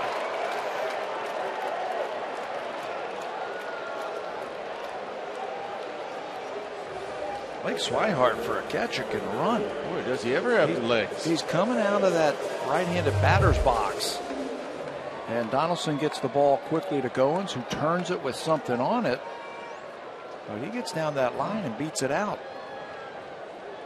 It's a nice turn by the Blue Jays. They already have one double play tonight. That looked like it might have been another one to end the game, but he beats it out, keeps the game going.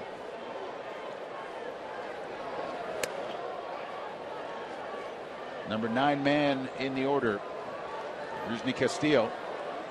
2 singles, a walk, and a run scored.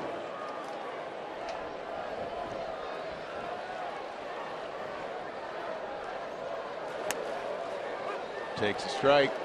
Fastball. 1 ball, 1 strike. 2 out. Man on first. Blue Jays were down 8-1 in this ball game. Exploded for a 9-run 7th. On the move was Swihart. He's got to come back.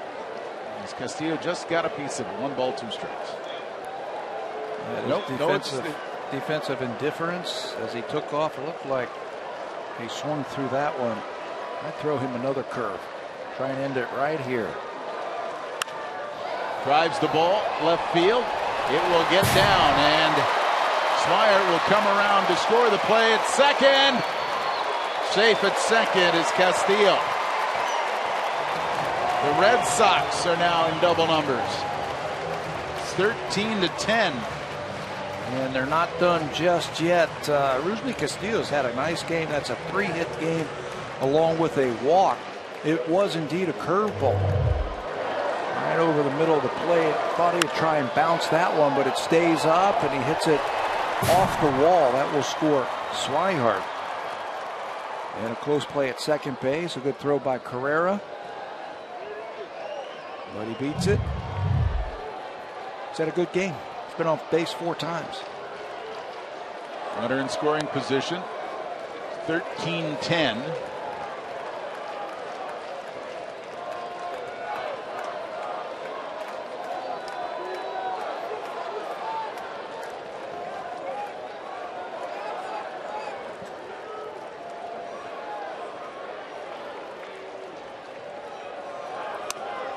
Pedroia takes a strike to go with ball 1. Fastball. Pedroia had a 3-run shot in the 3rd, and that put the Red Sox ahead 8-1. Then it turned around. And in the 7th, the Blue Jays did not go away, and their offense paid off. And this one fouled back above the press box.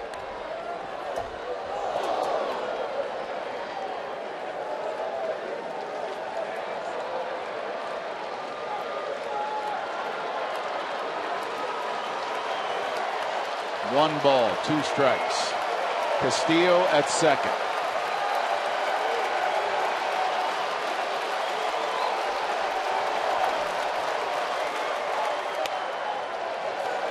High ball 2. You know, you got to get this guy right here. They've got Hanley Ramirez on deck.